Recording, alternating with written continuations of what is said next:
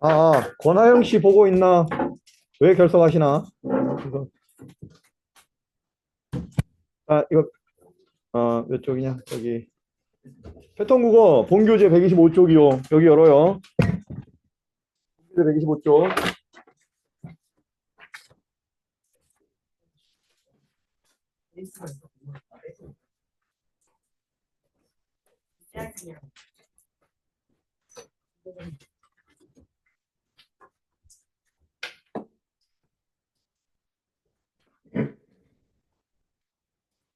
했던 겁니다.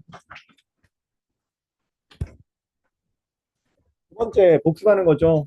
그래서 개념적인 설명을 뭐 다시 반복하거나 하지는 않아요. 했던 거 확인하고, 뭐 좀 이렇게 수험 적합성이 있는 것들을 좀 살피고 하는 그런 방식으로 해서 빠르게 끝냅니다. 자, 우선은 한글 맞춤법이죠. 한글 맞춤법. 한글 맞춤법은 표기 원칙이다. 표기 원칙. 그러니까 표준 발음법은 말을 할 때 지켜야 되는 발음의 방법인데 맞춤법은 글을 쓸 때 지키는 표기의 원칙이에요. 알고 있고요. 넘어갑니다. 자, 맞춤법 표기를 할 때 대원칙이 두 개가 있습니다. 한글 맞춤법의 대원칙 두 가지죠. 첫 번째, 소리대로 적는 거예요. 그러니까 글자를 쓸 때는 발음 그대로 적는 거죠. 그게 소리대로 적됩니다. 그리고 또 하나는 어법에 맞게 적는 거죠.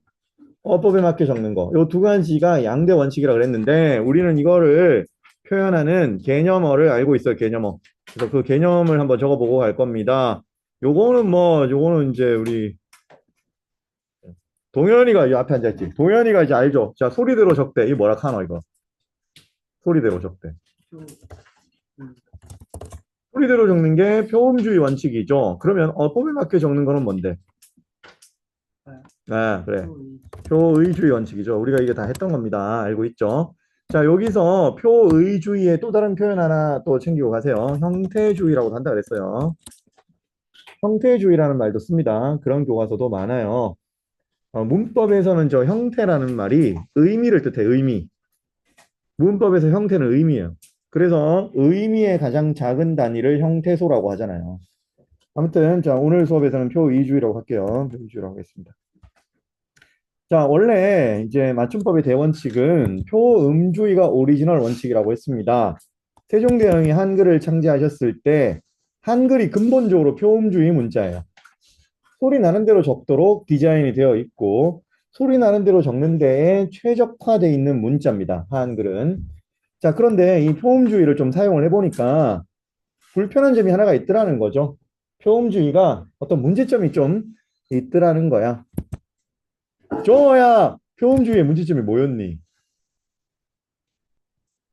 이게 똑같은 단어 똑같은 단어가 왜 많아져? 아니 똑같이 쓰는 단어가 많아서 똑같이 쓰는 단어가 많아진다고? 네. 뭔 소린지 모르겠. 우리가 요때 대답하기로 약속된 말이 있지 않소? 표음주의의 문제점. 자, 여기 보시면 이게 보이죠? 의미를 한눈에 파악하기 쉽도록 표의주의가 나오죠. 그 말은 뭐예요? 표음주의는 의미를 한눈에 파악하기 어렵습니다. 어떻게 한다 그래서? 독해가 잘 안 돼, 이게. 읽었을 때 그러니까 눈에 의미가 한 번에 쏙쏙 이렇게 들어오지가 않는 거예요. 예를 들어 여기 예시를 들어놨죠. 소리 나는 대로 적어봤어요. 읽다, 읽고, 읽는. 똑같은 읽다라는 단어인데 활용량에 따라 가지고 발음이 다 달라, 받침 발음이. 그래서 이걸 소리 나는 대로만 적어 놓으면은 딱 봤을 때 이 단어가 뭘 가리키는지 우리가 빠르게 직관적으로 알기가 좀 불편하더라라는 거야. 알긴 알지. 근데 한번 생각을 해야 되는 거지. 이게 뭐였을까 하면서 생각을 해야 되는 거지. 그래서 표음주의 원칙대로만 한글을 적으면 빠른 독해가 잘 안 돼. 한눈에 쏙쏙 의미 파악이 힘들다. 자, 그래서 17세기 후반쯤에 들어온 새로운 원칙이 바로 이 표의주의 원칙입니다. 표의주의 원칙이 딴 게 아니죠. 조사와 접사, 어미를 구분해서 조사와 접사, 어미의 형태를 그대로 살려가지고 쓴다는 거죠. 이렇게 쓰면 발음대로 쓰지는 않게 돼요. 그죠? 그래서 이런 원칙이 들어왔는데 그러면 이 원칙은 어떤 장점이 있겠어요? 한눈에 독해가 잘 된다는 장점이 있겠지. 표음주의의 단점을 해결한 거니까 한눈에 독해가 잘 된다. 그래서 의미를 한눈에 파악하기가 쉽다. 하지만 좋은 점만 있는 건 아니에요. 표의주의도 문제점이 있습니다. 뭐가 문제점이라 그래서 표의주의의 문제점. 장점은 이제 글자 형태를 딱 밝혀놓으니까 보니까 어간이 딱 보여. 읽다의 어간, 리을 기억이 딱 보이고. 그래서 이게 읽는 거구나. 딱 아는데. 어떤 문제점이 있다. 발음을 어떻게 해야 되는지 그렇죠. 발음법을 배워야 돼. 표기와 발음이 달라지니까 이거를 발음을 어떻게 해야 되는지 발음법을 배워야 돼. 비음화, 유음화 이런 거 배워야 되고요. 뭐 음절의 끝소리 규칙 이런 거 알아야 되고요. 또 뭐 겹받침 어떻게 발음해야 되는지 이런 거 알아야 되고. 그리고 그걸 알려면 문법을 공부를 좀 해야 돼. 조사, 접사, 어미, 형태소에 대한 지식도 필요하고 발음법에 대한 지식도 필요하고 한마디로 공부를 해야 돼. 공부를. 그래서 공부를 한 사람들은 표의주의에 적응해가지고 잘 쓰죠. 근데 이제 공부를 안 했어. 예를 들어 초등학교 1학년. 아이가 요즘 초등학교 1학년만 해도 잘 쓰지. 뭐 한 5짤 이런 잼민이들은 표의주의를 잘 모르기 때문에 글자를 소리 나는 대로만 다 적어버리죠. 그리고 또 막 옛날 할머니들 교육받을 기회를 놓쳐버리신 할머니들 같은 경우도 한글 처음에 배우면 표 음주를 쓰시고 막 그러죠. 자, 그런 문제점이 있었다. 그래서 이 둘은요 서로가 서로를 이렇게 보완하죠. 서로가 상호 보완하면서 장점과 단점을 서로 이렇게 마치 부부처럼 이렇게 지켜주면서 두 가지가 평등한 두 개의 원칙, 양대 원칙으로 기능하고 있습니다. 그래서 우리가 이미 익히 알고 있는 바니까 넘어갈게요. 자, 실질적으로 수험 적합성 있는 거는 이겁니다. 이거. 이게 좀 중요해요. 이게 좀 어렵고 중요해요. 그래서 이거는 내 설명을 좀 잘 들으셔야 돼요. 우선 한번 읽어보죠. 말의 어원 또는 본래 의미와 멀어진 경우 굳이 형태를 밝혀 적을 필요가 없으므로 소리 나는 대로 적는다라고 했네요. 자, 여기서 중요한 거는 본래 의미와 멀어진 경우입니다. 저거 우리가 수업 시간에 한번 지나가면서 하기는 했는데 이번에 다시 또 자세하게 볼 거니까 잊어버린 사람은 다시 보시고 아는 사람은 다시 반복하면서 다지세요. 어떤 말이 본래 의미와 멀어져 버리면 그때부터는 형태를 밝혀 적을 필요가 없다. 의미가 달라졌으니까 그 의미의 형태를 그대로 밝힐 필요가 없다는 거죠. 이미 다른 뜻이 돼버렸으니까. 그래서 형태주의하지 않고, 즉 표의주의하지 않고, 자 어떻게 한다? 소리 나는 대로만 적는다. 자, 이게 무슨 말인지를 좀 보도록 할게요. 지금부터. 이게 중등시험에 나옵니다. 요 이론을 알아야 할 수 있는 것들이 중등시험에 좀 나와요. 자, 일단은 예시로 제일 들기 쉬운 게 이 두 번째 노름이에요. 노름. 노름을 옆에다 한번 적어 보겠습니다. 자, 노름. 내가 노름을 두 가지 버전으로 적을 거예요. 이렇게 적으면 표의주의한 거죠. 지금 음이라는 명사 파생 전미사를 형태를 밝혔죠. 놀다라는 어간을 그대로 썼죠. 자, 이러면 표의주의한 겁니다. 자, 그리고 이렇게 적었어요. 이거는 소리 나는 대로 적었죠. 노름이라는 소리를 그대로 적은 거죠. 자, 지금 이제 우리가 지금 쓰는 뜻을 한번 보죠. 우리가 지금 쓰는 뜻은 이 노름은 뭡니까? 이게 놀이입니다. 놀이. 쉽게 얘기해서 놀다의 명사형이에요. 명사형. 놀다. 그러니까 놀다의 명사형이니까 무슨 뜻이겠어요? 노는 것 정도겠죠. 노는 것, 놀이 그런 정도의 의미예요. 그래서 뭐 야구는 야구란 스포츠가 있는 거 알지? 공을 이렇게 던지거든. 그거 이거 방망이로 때려가지고 이렇게 하는 그런 야구는 투수 노름이다 이렇게 말을 해요. 야구는 투수의 놀이다 이런 거죠. 그게 그때 쓰는 게 이겁니다. 그리고 또 들어봤어? 꼭두각시 노름, 신선 노름 이런 말. 그게 다 놀이라는 뜻이에요. 꼭두각시 놀이, 신선들의 놀이 이런 거. 그리고 그때 쓰는 거예요. 놀다의 명사형, 노는 것, 놀이 그런 정도의 의미입니다. 자, 그런데 놀이 중에서 또 재밌는 게 뭐냐면 확률에 베팅하는 놀이가 재밌어. 확률에 베팅하는 놀이. 요게 나올 확률이 3분의 1이야. 그래가지고 이제 3분의 1 확률로 당첨이 되면 네가 건 돈의 2배를 돌려주고 그 2배 하면 이거는 손해보는구나. 그지? 기대값 3분의 1인데 2배 하면 안 되지. 3분의 1이면 2배 하면 되겠네. 그래야 이득이네. 2배 해야 되네. 2배나 2.5배 정도 이렇게 하면 되겠네. 그럼 이제 아무튼 확률에 베팅하는 거. 요 축구 게임 누가 이길까요? 승무패. 걸어. 뭐 이번엔 역배 간다. 이런 거. 여러분들이 이제 그런 세계 잘 모르실 텐데 요즘 청소년 노름이 아주 심각하다고 합니다. 나도 맨날 보는 게 니들 같은 애들이니까 애들이 무슨 노름을 하나 싶은데요. 지금 이제 조금 방향을 넓혀가지고 저 멀리 좀 가보거나 좀 변두리로 가보면 애들이 핸드폰으로 그렇게 도박을 많이 한대. 불법 사이트 같은 데 가가지고 뭐 이렇게 축구 경기 같은 데다 이렇게 도박하고 아빠 카드로 이렇게 긁어가지고 그걸로 도박하고. 근데 멀리 갈 게 아닌 게 너네 뭐 피파 이런 데서 이제 카드 가차 돌리는 거 그것도 사실은 그것도 뭐 이거지 노름이지. 자, 아무튼 놀이 중에서 참 재밌는 놀이가 그렇게 돈을 걸고 확률에 따라서 배팅해서 돌려받거나 잃거나 하는 그런 놀이가 참 재밌어요. 그 놀이를 사람들이 처음에도 이렇게 부른 거죠. 노름이라고 이렇게 놀이라고 부른 거죠. 그런데 이게 그렇게 부르면서 한참을 놀다 시간이 넘넘 흐른 거야. 그러다 보니까 어느 순간 우리가 말하는 그 도박 있죠, 도박. 조용히 해, 중얼거리지 마. 우리가 말하는 그 도박 있죠, 도박. 도박. 이 도박을 어느 순간 노름이라고 부르고 있는 거야. 그러면 지금 생각해봐요. 원래는 놀다, 놀이라는 뜻이었는데 지금은 도박이 됐네. 원래 뜻하고 너무 많이 달라졌네. 원래 뜻하고 너무 많이 달라졌으면 이때부터는 도박이란 뜻은 그냥 소리 나는 대로만 적어라. 노름. 이렇게 적는다는 거야. 자, 이거는 마치 비유를 하자면 뭐와 비슷한 거냐면 인간 호모사피엔스죠. 침팬지 있잖아. 원래는 공통조상이 있었어요. 그러니까 호모사피엔스와 침팬지는 공통조상을 공유하는 생물학적으로 공통조상을 공유하는 종입니다. 그러다가 이게 600만 년 전에 갈라지거든요. 갈라져가지고 호모사피엔스는 사피엔스로 진화하고 침팬지는 침팬지로 진화했단 말이야. 그런데 지금은 그러니까 우리가 원래는 공통조상이었는데 지금 한번 생각해봐. 지금은 인간과 침팬지는 너무 많이 다르거든요. 600만 년 전에는 공통조상이었을지 모르니까. 그러니까 우리는 지금은 종이 서로 다른 거야. 다른 종이야. 종 달라. 우리가 침팬지를 우리의 형제라고 부르진 않잖아요. 자, 그런 거하고 비슷한 겁니다. 자, 원래 이 도박과 놀이는 조상이 공통조상이에요. 다 놀이에서 온 거예요. 놀이. 그래서 도박도 놀이고 놀다도 노는 거야. 그러니까 그냥 노는 것도 놀이야. 그렇게 다 노름이라고 불러왔는데 시간이 점점 지나서 이제는 도박하는 것도 놀이고 도박할 때도 사람들이 노름 하고 노는 것도 노름 하는데 도박이란 뜻과 노는 것이란 뜻이 지금 보면은 너무 많이 다른 거야, 이게. 너무 많이 다르면 이제부터는 도박이란 뜻으로 부르는 그 노름은 요렇게 적어라. 표의주의 하지 말고 요렇게 적어라. 요렇게 적어서 놀이라는 뜻하고는 다르다라는 것을 표현을 해줘라. 그래서 이제 노름이라 그러면 그냥 도박으로만 해석을 해야지 이 놀이라고 같은 뜻으로 보지 마라. 왜냐하면 뜻이 다르니까. 놀이와 도박은 다르잖아요. 그러니까 이걸 이렇게 구분을 해줘라. 이 말입니다.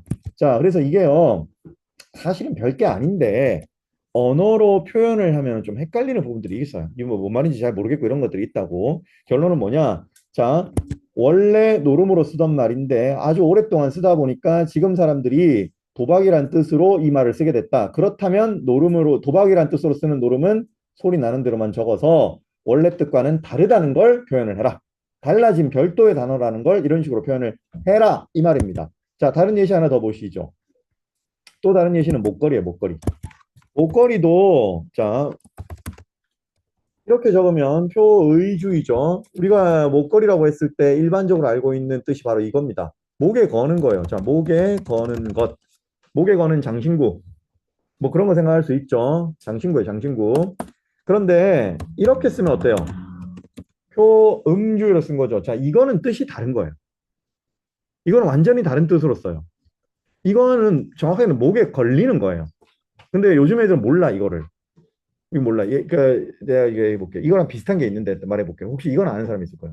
목걸이 말고 볼거리는 아니야, 볼거리. 볼거리 아는 사람이 있어, 볼거리.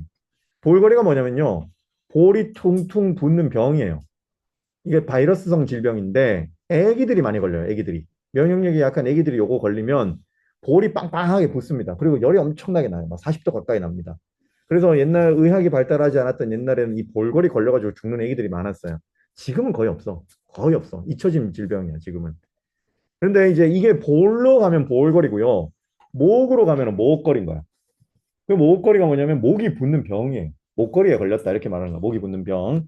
이건 질병인데 이것도 원래는 공통조상이 그냥 이게 공통조상이에요. 목에 건다는 게. 그러니까 목에 거는 물건도 목걸이고 목에 걸리는 병도 목걸이였던 거야. 그래서 이게 공통조상인데 오랫동안 사람들이 쓰다 보니까 질병의 뜻을 가진 목걸이는 원래의 뜻하고 너무 많이 달라졌잖아요.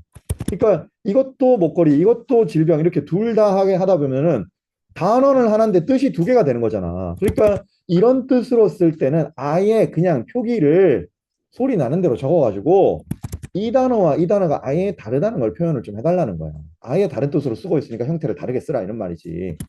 그래서 지금 이 목걸이란 말도 원래는 목에 걸린다는 뜻에서 이렇게 불렀겠지만 지금은 그냥 질병 그 자체를 뜻하는 말이 됐으니까 굳이 목에 걸린다는 이 형태를 이렇게 살려가지고 목에 건다는 이런 뜻으로 쓰지 마시고 그냥 이 소리 나는 대로 적어서 목걸이라고 불러라. 그 말입니다.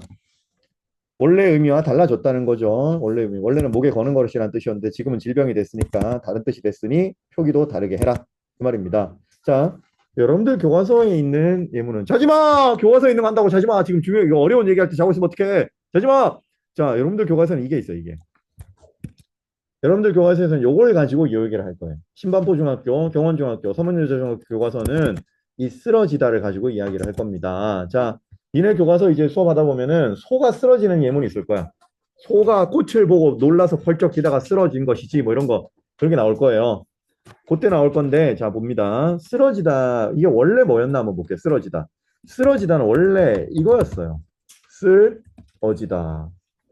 자, 그럼 이 말이 무슨 뜻인가 한번 생각해 보죠. 쓸어지다. 이거는 쓸다에 어지다를 붙인 거거든. 그래가지고 만든 말이거든. 그러면 쓸다는 뭐예요? 쓸다. 쓸다 빗자루질을 하는 거죠. 빗자루를 이렇게 쓰는 거야. 물론 뭐 손바닥 같은 걸로 쓸 수도 있을 거야. 쓸다. 스위핑이잖아. 스위핑 쓰는 거. 그러면 어지다는 뭐냐 말이죠. 어지다. 어지다가 붙으면 어떤 뜻이 되는지 한번 보세요. 예를 들어 이런 단어가 있어. 깨다. 깨다라는 단어가 있죠. 깨다는 네가 망치를 들고 있는. 네가 망치로 깨는 게 깨다야. 그런데 이 깨다에 어지다를 붙여볼게요. 그러면 깨어지다죠.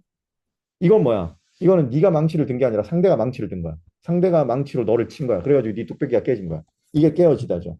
그러니까 뭐야? 어지다가 붙으면 피동이 됩니다. 피동.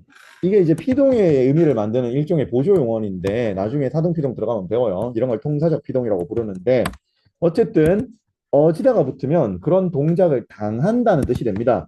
그러니까 쓰러지다는 빗자루질이 잘 된다 뭐 이런 말이죠. 쓰러진다고. 쓰러짐을 그러니까 쓸다를 당한다 이런 말입니다. 쓸다를 당한다 이런 말. 자, 그런데 이 말이 오랫동안 쓰다 보니까 이게 어떤 걸 또 가리키게 됐냐면 바닥에 넘어져 가지고 바닥에 뒹굴어서 이렇게 바닥을 이렇게 바닥에 넘어지면 뭐 내 몸이 바닥을 쓸잖아. 내 몸이 바닥에 쓸리잖아. 그런 걸 나타내는 뜻으로도 쓰게 된 거야. 그런데 그 뜻은 빗자루질을 당한다는 저 뜻하고는 너무 많이 다르잖아요. 그러니까 언어가 쓰다 보면 좀 달라지기도 하는데 이거는 진짜 너무 많이 달라진 거야. 처음에는 쓸다의 피동형인데 지금 우리가 쓰는 건 그냥 넘어지다는 뜻이거든. 그러니까 원래 뜻하고 너무 많이 달라졌죠. 그래서 이거는 넘어진다는 뜻으로 쓸 때는 이렇게 쓰는 거예요. 이렇게 쓰는 거야. 그래서 이것도 이렇게 정리해보죠. 쓰러지다는 뭐다? 쓸다의 피동형입니다.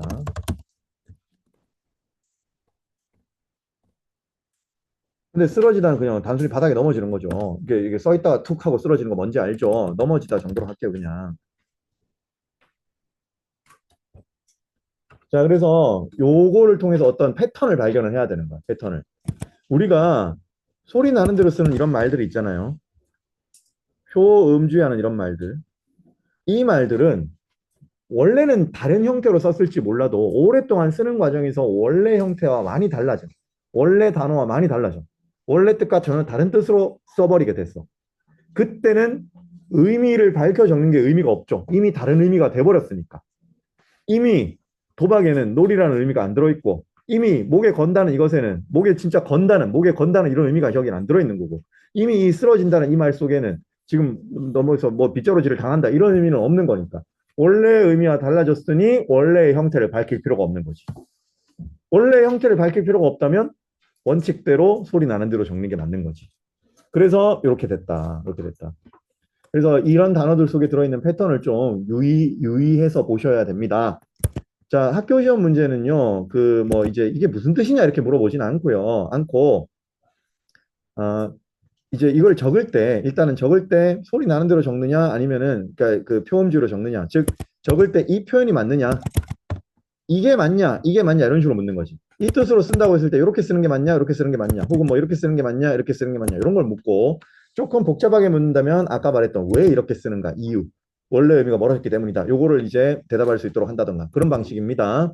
요거는 서문여자중학교가 어렵게 묻습니다. 그래서 내신 할 때 다시 들여다 볼 거예요. 하도 좀 까다로운 부분이라서. 됐고, 자, 나머지는 짜잘한 것들이에요. 편안하게 가시죠. 우선은 여기 보시면 띄어쓰기가 나오는데요. 자, 띄어쓰기 기본이죠. 편안하게 정리합니다. 띄어쓰기는요, 원칙이 두 개예요. 대원칙 두 개 정리하면 되겠죠. 일단 첫 번째 원칙. 단어는 띄어 쓰는 거예요. 그게 1번 원칙이에요. 단어는 띄어 쓴다.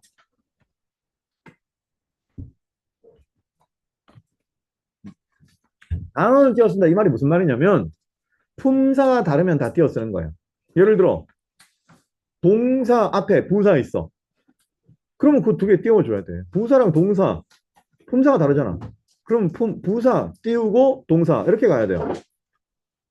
관형사 다음에 체온 나올 거 아니야. 관형사 그리고 명사, 품사가 다르잖아. 그럼 띄워야 돼. 자, 이렇게 품사가 다르면 띄우는 게 원칙입니다. 두 번째 원칙. 조사. 조사는 붙여요. 조사는 붙여요. 조사도 단어거든요. 조사도 단어니까, 조사도 단어니까 띄워야 되지 않겠나. 조사도 품사니까 띄워야 되지 않겠나. 아니라는 거야. 조사는 앞말에 붙이는 거죠. 그래서 이 두 개를 조합하면 됩니다. 품사는 띄운다, 조사는 붙인다. 그게 띄었습니다. 자, 됐고. 여기 의존 명사 나오죠. 의존 명사. 의존 명사는 명사예요. 의존 명사는 자립성이 없는 명사거든요. 의존 명사 앞에 반드시 꾸며주는 말, 관용어가 있어야만 되는데, 그 관용어가 있어야만 되니까 얘는 이제 관용어 없이는 아무것도 못하는 자립성이 없는 명사란 말이야. 하지만 자립성이 없어도 명사이기 때문에 명사로 대우를 해줘야 돼. 즉, 앞뒤로 다 띄워줘야 돼요. 예시 보시면, 자, 이게 의존 명사거든요. 앞에 띄웠잖아. 아는, 이거는 안다라는 동사고요. 그것은 의존 명사니까 품사가 달라. 아무리 얘가 의존 명사라도 명사기 때문에 자, 한 대 띄워주는 거죠. 뒤에 있는 이는 조사니까 당연히 붙었고요. 먹을 수 있다의 수, 이거 의존 명사거든요. 의존 명사니까, 자, 이게 앞에 있는 먹을, 이건 동사고, 뒤에 있다, 이건 형용사고. 그래서 품사 다르니까 앞뒤로 다 띄워줬죠. 그 말입니다. 오탄 벌, 이거는 이제 단위성 의존 명사죠. 물건 세는 단위들은 다 의존 명사라 그랬어요. 그래서 이게 의존 명사니까 앞에 띄웠죠. 뒤에도 띄웠습니다. 이렇게 한 거죠. 우리가 다 알고 있는 거예요. 넘어갑니다. 자, 2번. 별표죠. 자, 이제 요거는 잡지식이에요, 잡지식. 잡지식은 외우는 거야.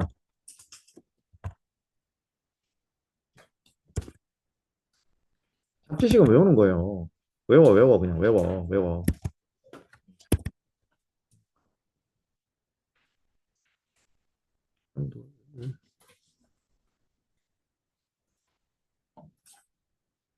잠시만요. 됐어요. 자, 아무튼 이거 외웁니다. 어, 이제 중등시험에 나오는 것들이에요, 다들. 나오는데 자주 나오고 좀 나오면 어려운 것들 위주로 먼저 볼 테니까 몇 개만 좀 처리할게요. 자, 우선 볼 게 뭐냐면 어디 갔냐? 어디 갔냐? 여기 있다. 여기 있네. 자, 요거부터 보겠습니다. 요거요. 요거 학교 시험에 자주 나와요. 생활요중 이번에도 이거 냈죠. 내셨죠, 이거. 이거를 이 문제를 그렇게 어렵게 낼 줄 알았으면 우리도 그냥 어문 규정을 다 외우고 들어갔을 걸. 거기 단어 50개만 외우면 되는데. 그냥 그 방 선생님의 성향을 우리가 좀 아무튼 이제 우리 다음에 이번 2학기 때 이거 어문 규정 들어갈 때는 우리 이거 표준 발음법 다 외우고 들어갑시다. 거기 예문 전부 다 보면 된다. 아무튼 자 요거 볼게요. 곰곰이가 맞냐? 곰곰희가 맞냐? 이 말이거든. 자, 곰곰이가 맞습니다. 곰곰이가 맞습니다. 형광펜 조금 빈다간데 네가 알아서 해라. 곰곰이가 맞습니다. 자, 그런데 요거 옆에 하나 적으세요. 꼼꼼은 뭘까? 꼼꼼. 꼼꼼은 꼼꼼이가 맞을까요? 꼼꼼히가 맞을까요? 히가 맞아요. 이거 한번 이야기한 적 있죠? 요게 100%는 아닌데 대략 이렇게 할 수 있는 루틴이 있어. 그러니까 알고리즘이 있어. 대략 100%짜리가 아니야. 예외가 하도 많아서 예외를 제외하고 한 90% 정도 정확도가 나오는 알고리즘이 있는데 자, 하나를 간단하게만 소개할게요. 뭐뭐 하다라는 말로 바꿀 수 있으면 he를 씁니다. 즉 꼼꼼하다 되죠. 꼼꼼하다. 꼼꼼하다란 말이 되죠. 그러면은 꼼꼼히를 써요. 근데 곰곰하다 되냐 안 되냐? 곰곰하다. 곰곰하다라는 말은 없어. 그래서 곰곰은 그냥 이를 쓰는 거야. 곰곰히가 아니라 곰곰이를 쓴 거야. 자, 그런데 요거 하는 김에 내가 요거 저기 좀 조금 더 소개를 할게요. 자, 이것도 하나 알아놓으세요. 어떤 말이 시옷 받침으로 끝났잖아. 그럼 시옷 받침 뒤에는 무조건 이가 붙습니다.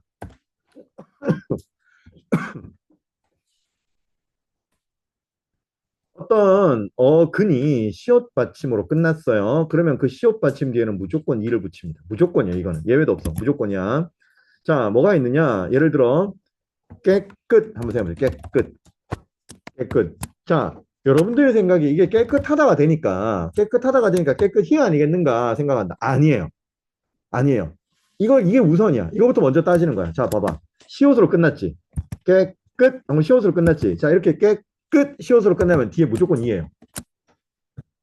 아무리 하다가 가능해도 일단 시옷으로 끝나면 무조건 이에요. 그래서 이거부터 먼저 따지는 거야. 시옷으로 끝났나 안 끝났나. 그래서 시옷 끝났으면 이 쓰고요. 시옷으로 안 끝났어. 안 끝났으면 그때 이 하다 되는지 안 되는지를 따지는 거야. 알겠죠? 그런 식으로 따져 나가는 건데 요거는 학교 내신할 때 선생님께서 수업을 어느 정도까지 하셨는지를 좀 살펴가지고 해야 될 필요가 있으면은 해가지고 예시 단어를 다 외우고 들어가고 아니면 그냥 요 정도 알고 있는 걸로 넘어갈 거예요. 우리 학원 복태를 통과하는 정도로. 알겠죠? 그래서 내신 때 한 번 더 점검을 하겠습니다. 어쨌든 지금 대략적인 판단 방법은 시옷 받침 끝났냐 하다가 가능하냐 그걸 따져서 이나 히를 맞게 쓰면 됩니다. 됐고 그다음에 저 하나 더 볼게요. 요거 보세요. 요거는 쉬워요. 나오면 애들이 안 틀려요. 안 틀리는데 지식적으로 알아야 될 게 있어요. 어떻게 해의 줄임말이 어떻게 해요? 그래서 어떻게 해가 줄어들면 저렇게 된다는 거를 알고 있어야 돼. 요것만 알고 있으면 이건 안 틀려요. 쉬운 거예요. 그래서 하나 챙기고 넘어갑니다. 어떻게 해가 어떻게 해. 이거 잘 봐라. 됐고 학교 시험에 잘 나와요. 그 다음에 요거 볼게요. 금세. 금세는 요게 맞습니다. 금세는 금세 저렇게 쓰는 게 맞아요. 한자어다, 한자어. 금세가 한자어다. 지금 할 때 금이고요. 세상 할 때 이 세자예요. 그래서 금세는 한자어로 쓰셔야 됩니다. 이렇게 쓰는 거예요. 됐고. 자, 그 다음에 마지막 하나만 더 보고 갈게요. 요거요. 이거는 안 틀려, 애들이. 드러나다. 안 틀려요. 자, 드러나다 소리 나는 대로 썼죠. 이거는 뭐냐면 안 보이는 게 보이게 된다 이 말이에요. 안개 속에 가려져 있던 게 선명하게 나타난다던가 수면 속에 숨어 있던 게 수면 밖으로 나온다던가 이렇게 잘 안 보이던 게 보이게 되는 거. 피어의 의미입니다. 드러나다요. 근데 이걸 만약에 어가로 이렇게 쓴다면 드러나다 이렇게 쓴다면 이거는 이제 형태를 살려 적은 거기 때문에 의미대로 해석을 해야 돼. 들어서 나온다는 뜻이에요. 들어서 나온다. 보통은 드러내다라고 하죠. 드러내다. 이렇게 하죠. 그러니까 뭔가를 방 안에서 짐을 들어서 밖으로 꺼내는 거죠. 이렇게 장기를 적출하는 거죠. 이게 갈라가지고 너의 심장을 들어서 꺼낼 거야. 드러내다. 이런 거라고. 알겠죠? 그러니까 전혀 다릅니다. 뜻이 달라요. 요렇게 쓰는 거는 어피어의 의미입니다. 요거 신문유학 첨사 가면 애들 많이 틀린 것 중에 하나죠. 됐고, 이제 나머지 것들은 짜잘한 것들이니까 좀 챙길 건데, 자, 이것도 하자, 이것도 여기까지 합시다. 보통 4개 하는데, 다 여기까지 합시다. 자, 이거는 잘 들어요. 아는 사람은 다 아는 건데, 국어의 상식 같은 건데, all time 언제나 항상 며칠이 맞습니다. 요대로만 써야 돼. 이런 말은 아예 없습니다. 이런 말은 아예 안 돼, 이거는. 이거를 이제 아빠네들이, 쌤, 이거요, 띄어쓰기 하면 괜찮은 거 아니에요? 이런 식으로. 쌤, 이거는 몇이라는 관형사와 일이라는 명사 어근으로 이렇게 띄어서도 되는 거 아니야? 안 돼, 안 돼, 안 돼. 안 돼. 이렇게 쓰지 마. 이렇게 쓰면 틀려. 그럼 무슨 말이냐면, 이런 방식으로 안 쓰도록 돼 있어요. 며칠이라는 표현은. 이렇게 쓰는 게 아닙니다. 아예 안 됩니다. 이거는. 하지 마시고, 항상 이렇게만 쓰셔야 됩니다. 알겠죠? 며칠 동안, 며칠 만에 며칠 동안. 이것도 어근적으로 따지면 이유가 있긴 한데, 오늘은 그것까지는 안 갈 거예요. 그냥 며칠이 항상 맞다. 이렇게 알고 있으세요. 됐습니다. 자, 나머지는 짜잘한 것들 볼게요. 설거지는요, 올타임 설거지죠. 표음주의의 대표적인 사례가 설거지죠. 그래서 설거지 챙겨 놓으세요. 소리 나는 대로 쓰는 겁니다. 설거지. 됐고. 그 다음에 굳이. 자, 굳이는 구개음하죠. 구개음하 단어들을 알고 있으면 굳이 저렇게 쓴다는 거 누가 모르는 사람 없고요. 넘어갑니다. 자, 무난하다. 무난하다는요, 이거 한자입니다. 한자. 무난하다. 없을 무예요. 난, 어려움입니다. 어려움. 난이도 할 때 그 난이에요. 자, 무난이 뭐예요? 어려움이 없다는 뜻이야. 무난하다. 어려운 거 없다.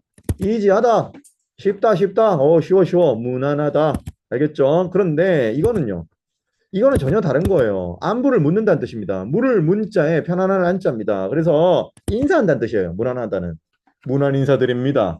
아바마마 무난 인사드리 옵니다. 그거야. 병문안 간다. 좀 괜찮냐? 할 때 그 문안. 완전히 다른 거 단어예요. 넘어갑니다.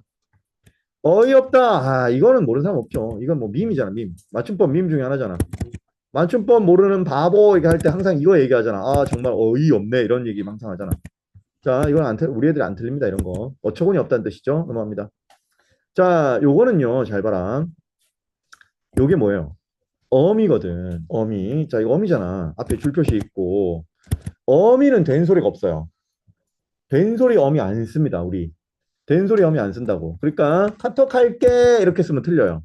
기억할게, 사랑할게, 보내줄게 이렇게 쓰면 틀려요. 발음은 깨가 맞는데 발음은 된 소리 되기 때문에 깨로 나는데 쓸 때 이렇게 쓰면 안 돼.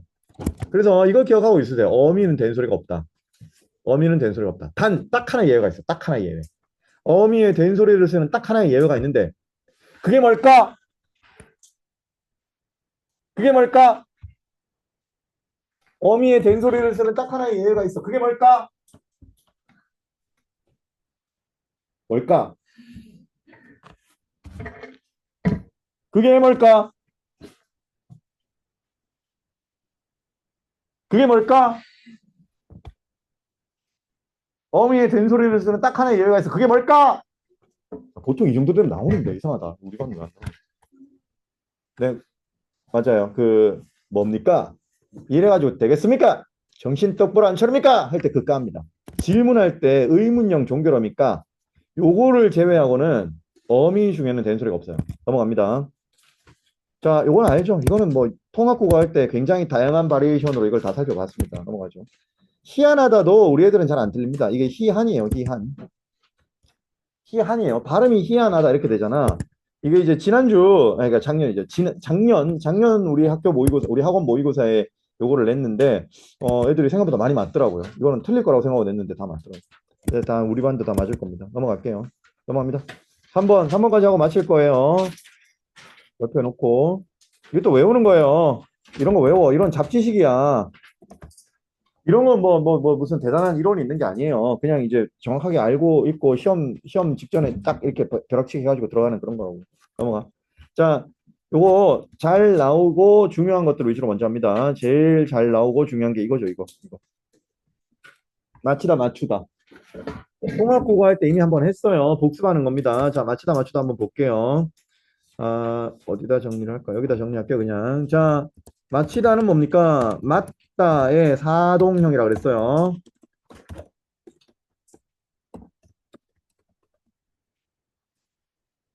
맞히다는 맞다의 사동형입니다. 맞다는 뭔지 알죠? 맞다. 네 말이 맞다. 옳다 할 때 그 맞다예요.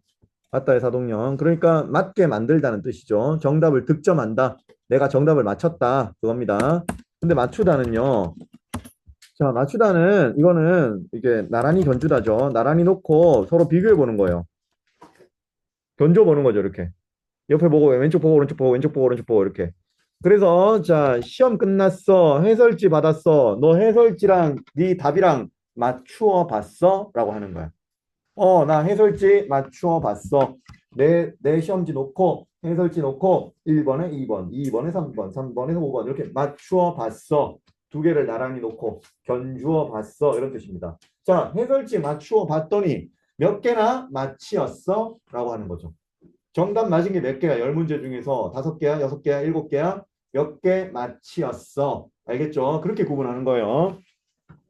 해설지 맞춰보는 건 이거고 정답을 맞히는 건 이겁니다. 됐고 그리고 이 맞히다는 정답 맞히다뿐만 아니라 돌멩이 같은 거 던져서 적중시키는 거. 날아가는 새 이렇게 돌멩이 던져가지고 맞히는 거. 그것도 맞히다 저겁니다. 활을 쏴가지고 관역을 맞히는 것도 이거예요. 그렇게 합니다. 됐고 그 다음에 또 이제 나오면 좀 헷갈리는 게 요 밑에 있는 왠지 웬입니다. 왠지 웬. 자, 이것도 요령만 알면은 잘 안 틀려요. 요령만 알면 우리 애들 잘 안 틀리는 것 중에 하나인데, 자, 이것도 정리하죠. 왠지 있잖아요. 왠지. 자, 이게 뭐냐면 왜인지의 줄임말이에요. 왜인지의 줄임말.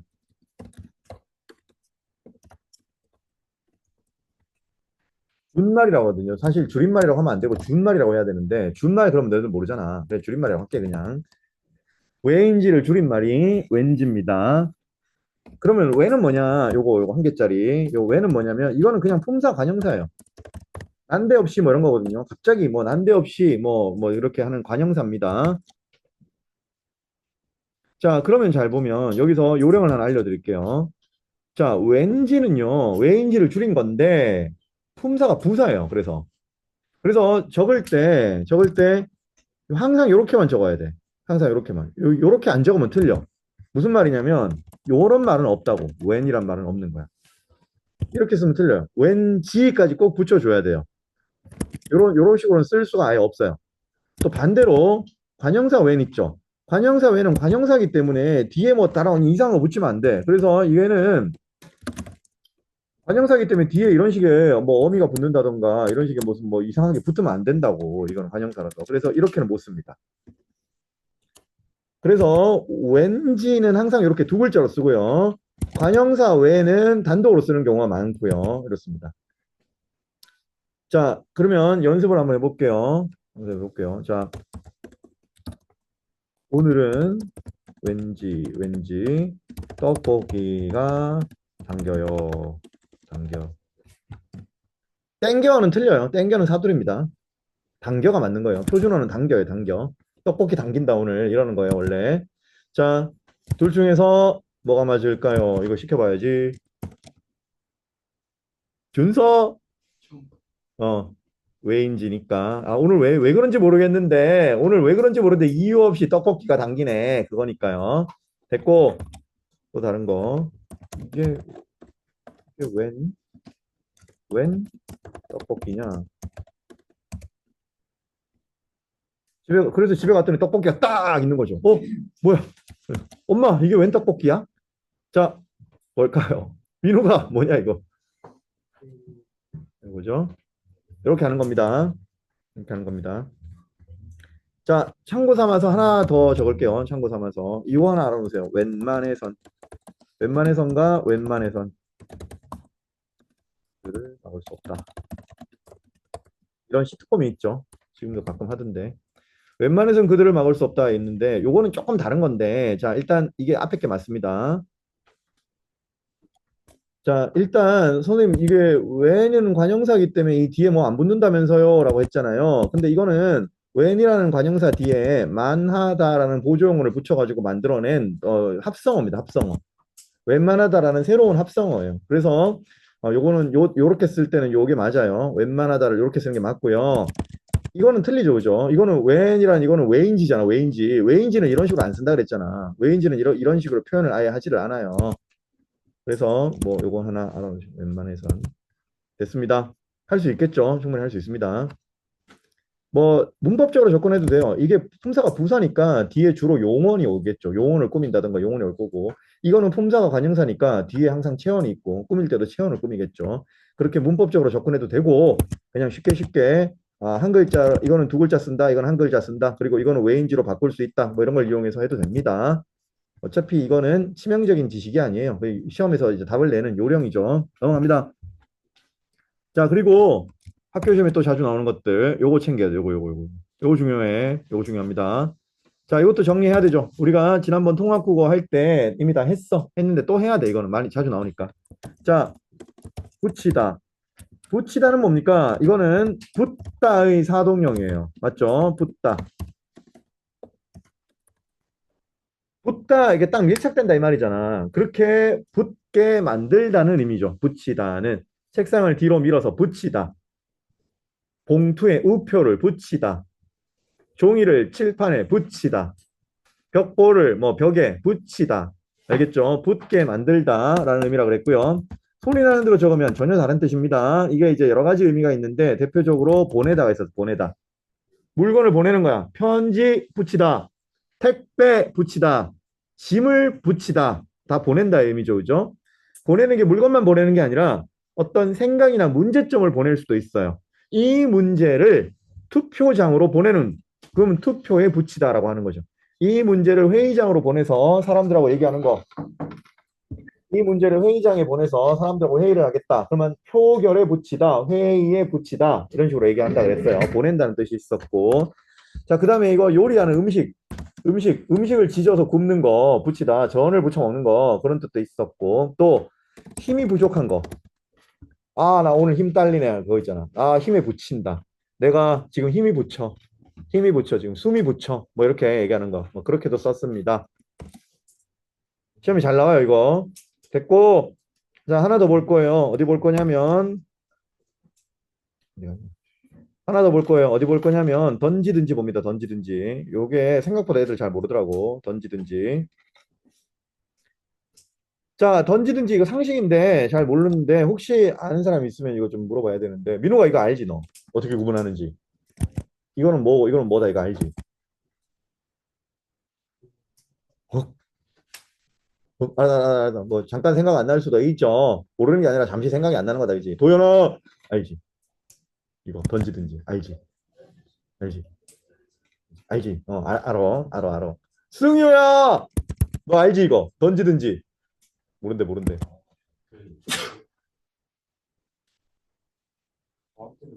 자, 지원아!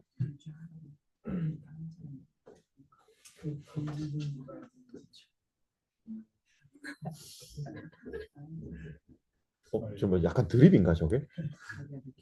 드립 같은데, 그지? 던지든지 말든지. 알았어. 던지든지 만들지 할 때는 뭘 쓰는 거야, 그래서. 그렇지. 하든지 말든지 할 때는 이걸 쓰는 거야, 그지? 그럼 이건 언제 써? 그렇지. 그겁니다. 자, 그걸로 할게요. 정리하고 갑니다. 이거 옛날에 했던 거라서 기억하고 있는 게 맞아요, 사실은. 던지는 언제 씁니까? 이게 과거입니다, 과거. 과거 회상. 근데 이제 문법에서 회상이라고 하면은 뭘 가리키냐면 자신의 경험을 떠올리는 거예요. 그냥 단순히 옛날을 떠올리는 게 아니라 자기가 옛날에 경험한 것을 떠올리는 걸 문법에서는 회상이라고 합니다. 자, 그래서 이거는 내가 경험한 것을 떠올리는 과거예요, 과거. 아, 내가 군 복무할 때, 근무 설 때 얼마나 춥던지, 철원이 영하 50도, 얼마나 춥던지, 얼마나 배고프던지, 얼마나 서럽던지, 얼마나 빡치던지, 자기가 옛날에 그렇게 했다라는 걸 표현할 때 쓰는 말. 그럼 든지는요? 든지는 이거는 선택입니다, 선택. 뭘 선택하든 상관없다를 나타내는 선택이에요. 그래서 탕수육을 찍어 먹든지, 구워 먹든지, 그러든지 말든지, 죽든지 살든지 가든지 뭐 말든 오든지 뭐 하든 뭐 상관없다 할 때 그 든지입니다. 든지. 오든지 말든지 뭐 시험을 치든지 말든지 뭐 네 알아서 해라 할 때 그때 든지예요. 간단하죠. 그러니까 키워드 알고 있으면 안 틀립니다. 요 네 개 정도 보시고 나머지 것들은 편안하게 다시 볼게요. 자, 그러므로 이걸 뭐 어떻게 다룰까요? 그러므로는 접속 부사입니다. 접속어라고. 우리 그 응집성 할 때 그 접속어라고. 그래서 이거는 보통 그러므로 뒤에는 결론이 옵니다. 결론. 그러므로 앞에는 전제나 근거가 오고요. 그 전제나 근거를 종합해서 결론을 내릴 때 그러므로 뭐 해야 된다 이렇게 가는 거죠. 그래서 결론을 이어주는 연결어입니다. 그러므로. 근데 그러므로 이건 뭡니까? 그러므로는 이 그럼은 뭐냐면 그렇게 한다는 일종의 지시어예요. 이게 그렇게 한다 그것으로 이런 거예요. 그럼으로 이렇게. 그래서 그런 행동을 했고 그것으로 이렇게. 이 으로는 뭔데? 부사격 조사거든. 그럼이라는 지시어에 부사격 조사를 붙여서 사용하는 거예요. 그래서 이거는 어떻게 해석하면 되냐면 그렇게 함으로써라고 해석하는 거야. 그러므로는 따라서 결론을 내리는 따라서고 이거는 그렇게 함으로써 그런 의미입니다. 다르죠. 뭐 이건 잘 나오진 않고요. 이건 알죠? 병이 낫다와 알을 낳다 완전 다른 단어죠. 넘어갑니다. 자, 요거는 모르는 사람이 거의 없어가지고 뭐 그냥 넘어갔는데 자주 물어보는 것 중에 하나긴 해요. 그래서 이거는 우리 반 애들이 잘 알고 있나 확인만 좀 할 거예요. 아는 사람 물어보면 아는 사람. 선우야 이거 말해줘. 요 집이고 요거는 수단이고 그렇게 가는 겁니다. 자, 키워드만 좀 정리할게요. 로서는 어떤 자격이나 지위를 나타내는 말이에요. 로서는 발음을 로서라고 해도 괜찮아요. 발음을 로서라고 해도 되는데 예를 들어 야 내가 선생님으로서 하는 말이야. 야 내가 형으로서 하는 말이야. 야 내가 이 지역 내가 이 뭐 사장으로서 하는 말입니다. 여러분 내가 원장으로서 하는 말입니다. 이렇게 내가 어떤 자격이나 지위로서 말을 한다고 할 때는 이걸 쓰는 거예요. 근데 요거 있죠, 요거 써. 요거는 어떤 수단이나 방법, 도구, 어떤 수단, 방법, 도구 같은 걸 쓸 때 로서라는 거예요. 칼로써 흥한 자는 칼로써 망하리라 그런 거 할 때 이걸 로써 이런 거 쓰죠. 됐습니다.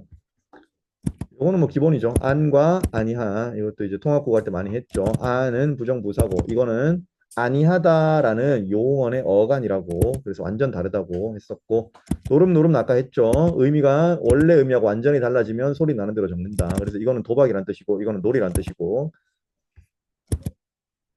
이것도 우리 통합국어 할 때 정말 엄청나게 많이 했었죠. 그죠? 됐고요. 자, 반드시도 이거 맞아. 애들 잘하죠. 반드시는 기필코 이런 뜻이고, 요거는 반듯하게 이런 뜻이고. 자, 요거 마지막으로 하고 가겠습니다. 이것도 이제 이것도 대부분 아는데, 아는 사람 확인만 하고 있고요. 조현진 선수가 좀 이야기해주면 빨리 좀 넘어가요. 이거하고 이거 차이. 이상하는 그좀 뒤, 그거 네네, 이거는. 장소에 있는 그렇죠. 바로 그겁니다. 자, 이따가는 시간적 개념이에요. 시간이 좀 지나고 나서란 뜻이고요. 요 뒤에 있는 이따가는 장소, 공간적 개념이에요. 장소. 내가 이 장소에 머무르고 있다가 이런 뜻입니다. 자, 그래서 5분 있다가 나갈게. 내가 5분 있다가 나갈게. 그건 뭐야? 이거죠. 시간이니까. 이걸 쓰는 거죠. 나 화장실에 좀 있다가 나갈게. 아니야, 너 먼저 가. 나 화장실 좀 있다가 나갈게. 그거는 이걸 쓰는 거예요.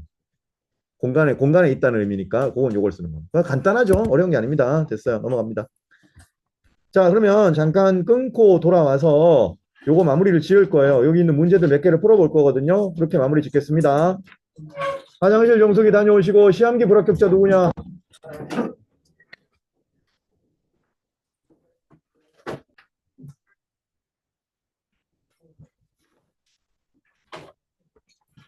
여기 문제들은 다 하진 않고 우리가 많이 풀어봤던 유형의 문제들이죠.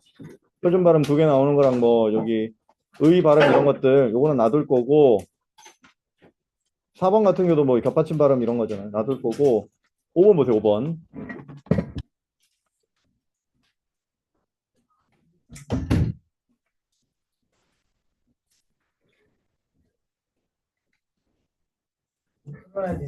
아니야, 같이 볼 거고 풀지 마시고 나하고 같이 봅시다.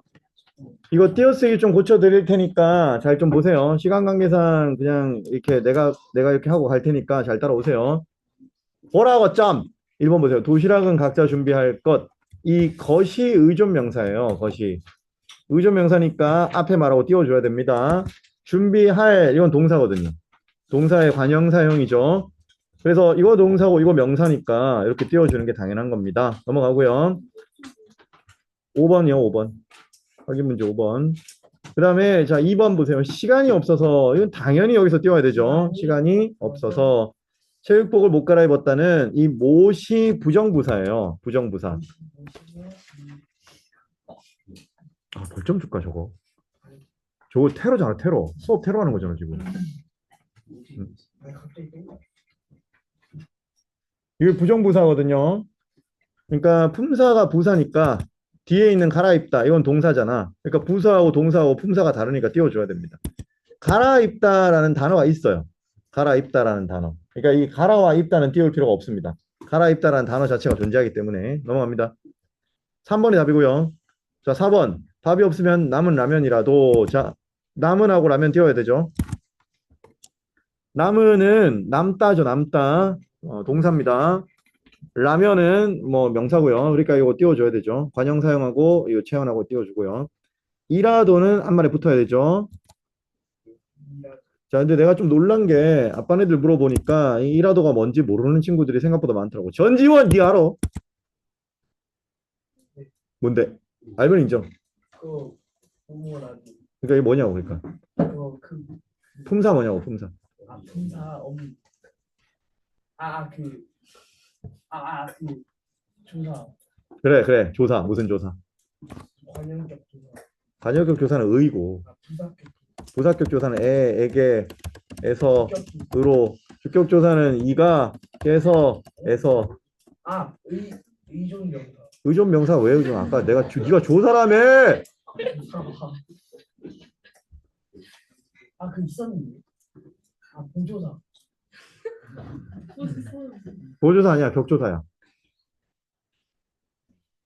모른다. 와, 아, 형용격조사. 왜 아닌데? 왜냐면 그 이다잖아요. 아, 소수격조사. 네, 서술격 조사입니다. 서술격 조사예요. 서술격 조사가 이다죠, 이다. 이다인데 서술격 조사의 특징, 활용이 가능하다. 활용이 가능하다. 서술격 조사의 활용형이에요. 이다, 이고, 이지이라도 이렇게 된 겁니다. 자, 정확하게는 도는 서술격 조사의 어민 아니에요. 도는 그냥 보조사입니다. 그러니까 여기서는 정확하게 이라가 서술격 조사라고 해야 돼. 이라가. 이라가. 이라, 알겠죠? 이라. 요 이라가 서술격 조사고요. 도는 보조사입니다. 도는 보조사입니다. 그렇게 된 거예요. 됐고, 넘어갑니다. 말도 못하게. 자, 여기는 말도와 못 띄우고 하게. 이렇게 돼야 돼, 이게 이렇게 돼야 돼요. 이게 좀 이유가 있는데, 말도 띄우는 건 당연히 알 텐데, 못하게 있죠, 못하게. 못하게. 못하게. 못하다죠, 못하다. 못하다. 자, 이 못하다는 붙였을 때랑 띄웠을 때랑 달라요. 이거를 띄우면 뭡니까? 못하다. 금지. 뭘 금지야. 아, 잘 못하는 거. 그러니까 그 좀 개념적인 말로 표현할 수 있어. 그 하다. 실력이 저거. 그래, 그런 걸 뭐라 그러냐면 능력 부정이라고 불러. 능력 부정. 의지 부정과 능력 부정이 있는데 이걸 못하는 거는 네가 연애를 못하는 건 네가 능력이 없기 때문이거든. 그래서 이거를 능력 부정이라고 부릅니다. 그러면 안 하다 있잖아. 안 하다. 안 하다. 이거는 의지 부정이에요. 내가 연애를 안 하는 거는 내가 하기 싫기 때문에 안 하는 거거든. 그래서 안 하다 이렇게 하는 거예요. 못하다, 안 하다, 의지 부정, 능력 부정 이렇게 하는데, 자, 어쨌든 이걸 띄우면 앞말이 뒷말을 부정하는 단어가 됩니다. 하다를 부정하는 거예요. 그래서 못한다라는 뜻이 되는데, 이렇게 쓰면은요. 이렇게 쓰면 이거는 뭐냐면 부족하다는 뜻이 돼요. 부족하다. 부족하다. 모자란다는 거. 못하다 이러면 이게 뭐냐면, 야, 형이 동생만 못해. 형이 동생만 못하다. 이런 말 해봤죠. 그리고 뭐 이런 거 아름답지 못하다 이런 말 하죠. 야, 이건 좀 아름답지 못하잖아. 이렇게 아름답지 못하다 이거는 붙이는 거야. 무슨 말이냐면 아름답게는 뭔가 좀 부족하다 이런 말이에요. 모자란다, 부족하다 이런 걸 나타내는 말이죠. 그러니까 다르잖아 뜻이. 근데 이거는 뭐냐 이 말이지. 말도 못하게가 말이 뭐 부족하다 이런 뜻이에요. 그게 아니라 말을 할 수가 없다는 뜻이죠. 내가 말을 하고 싶은데 할 수가 없어. 너무 아름다워서. 그런 뜻이라서 이거는 못과 하게를 띄워줘야 돼요. 띄워주는 게 맞습니다. 말 띄우고 못 띄우고 하게 이렇게 해야 됩니다. 아름다웠다는 붙는 거죠. 그런데 내가 앞반 애들한테는 안 물어봤는데 우리 반 한번 물어보자. 왜냐면 아까 저기 자이 스토리 나눠줄 때 봐서 알겠지만 자이 스토리가 올 3권이에요. 올 3권. 이게 의미하는 바가 뭐야? 완전 다 고인물들이라고. 자이 스토리 3권까지 가 있는 애들. 그리고 한 3명, 4명은 끝났어 지금 이미. 그러니까 이게 역사와 전통이 깊은 반이다 이 말이에요. 오랫동안 버틴 애들이라고. 그러니까 이제 물어보려고 내가. 아빠는 아직 1권하고 2권하고 막 이러거든요. 자, 요게 붙잖아요. 이거 붙는 건 당연한 건데 이게 뭡니까? 해봐.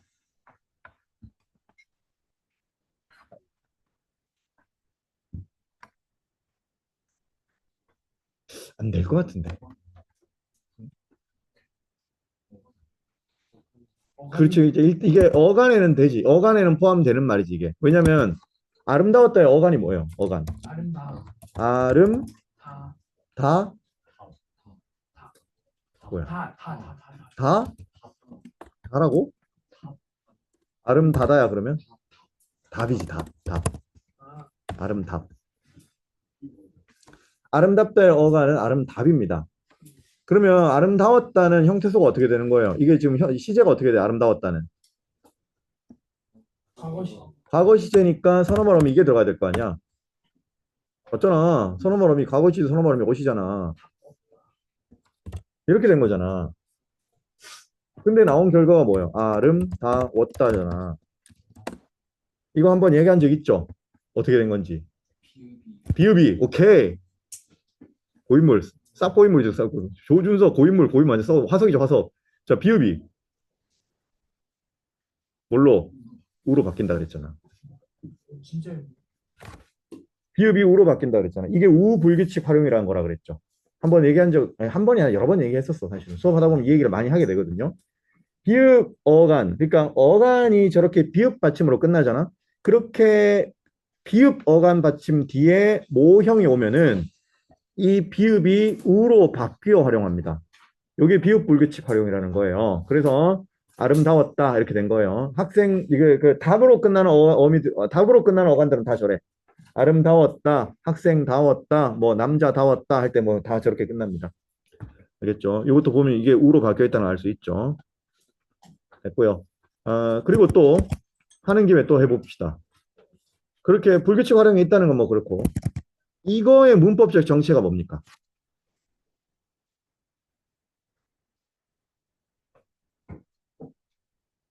모른다. 이게 문법적으로 뭐다라고 말할 수 있습니다. 한번 몇 번 했었어 이거. 선호말어미? 선호말어미는 이거잖아 이거. 이게 이미 있어. 선호말어미는 이미 있으니까 이거는 조사. 힌트가 있다면 이거는 어간의 일부죠. 아, 어간의 일부죠. 전미사. 전미사겠지. 전미사야. 자, 전미사도 여러 종류가 있어. 그 기억을 되살려봐. 하면서 기억 한 번씩 되살리고 가야지. 전미사 맞아요. 이게 전미사라는 건 이건 어근이라는 거죠. 어근. 명사 어근이죠. 명사 어근 뒤에 요게 붙죠. 요게 붙으면 형용사가 만들어지죠. 아름답다는 형용사잖아. 명사 어근 뒤에 붙어서 형용사 어근을 탄생시키는 말이죠. 그래서 우리가 이걸 이름을 뭐라 붙여요, 이런 말을. 전미사. 그러니까 무슨 전미사? 형용사, 파생, 전미사. 형파적. 본 적 있죠? 기억이 나면 돼, 그냥. 그래서 한번 본 김에 기억 되살리고 가세요. 이게 파생 전미사입니다. 형용사, 파생 전미사. 그래서 형태소 분석을 굳이 하자면 여기도 이렇게 되는 거죠. 이렇게 되는 거예요, 이렇게.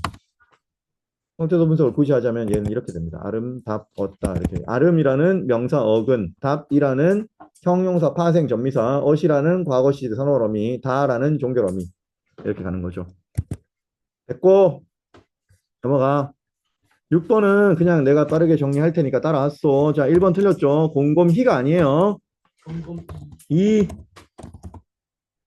그래, 전지원 선수 그러면 좀 해봐. 2번, 그 어이.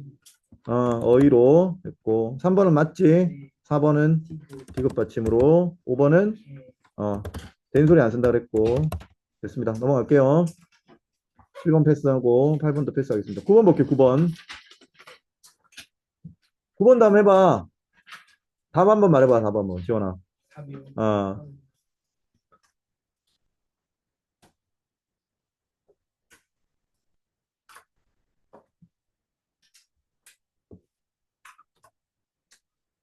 저 2번이 2번인데, 2번은 올바르게 하면 어떻게 해야 돼?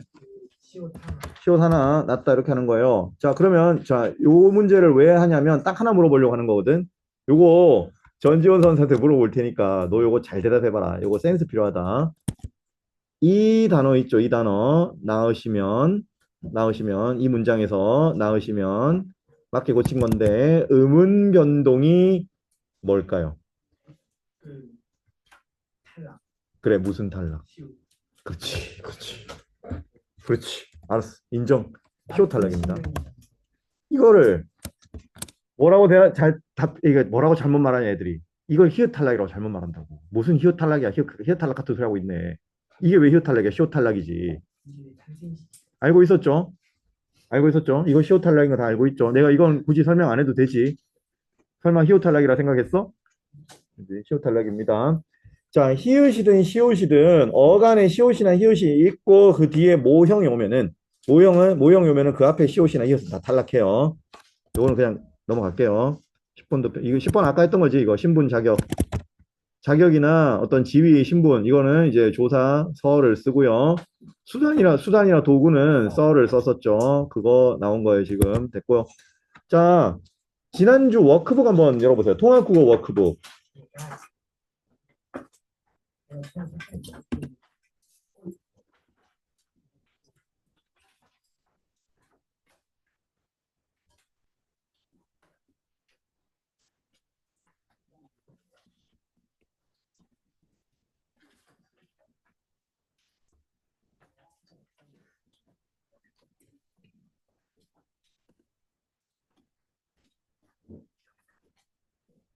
25번 통합국어 워크북 문법 25번 좀 보소.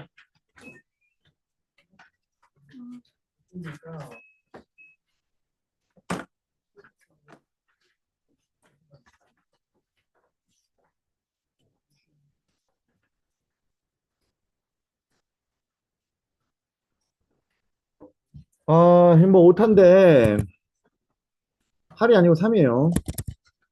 이런 오타는 이제 사람이 내는 게 아니고 이게 문자 인식이 잘못된 거야. 3인데 뭐 여기 뭐 먼지가 하나 꼈거나 뭐 여기 묻었거나 이래가지고 이걸 8로 읽은 거거든. 문자 인식 OCR로 이제 프로그램 돌리는데 그거 돌릴 때 이렇게 오류가 나는 거예요.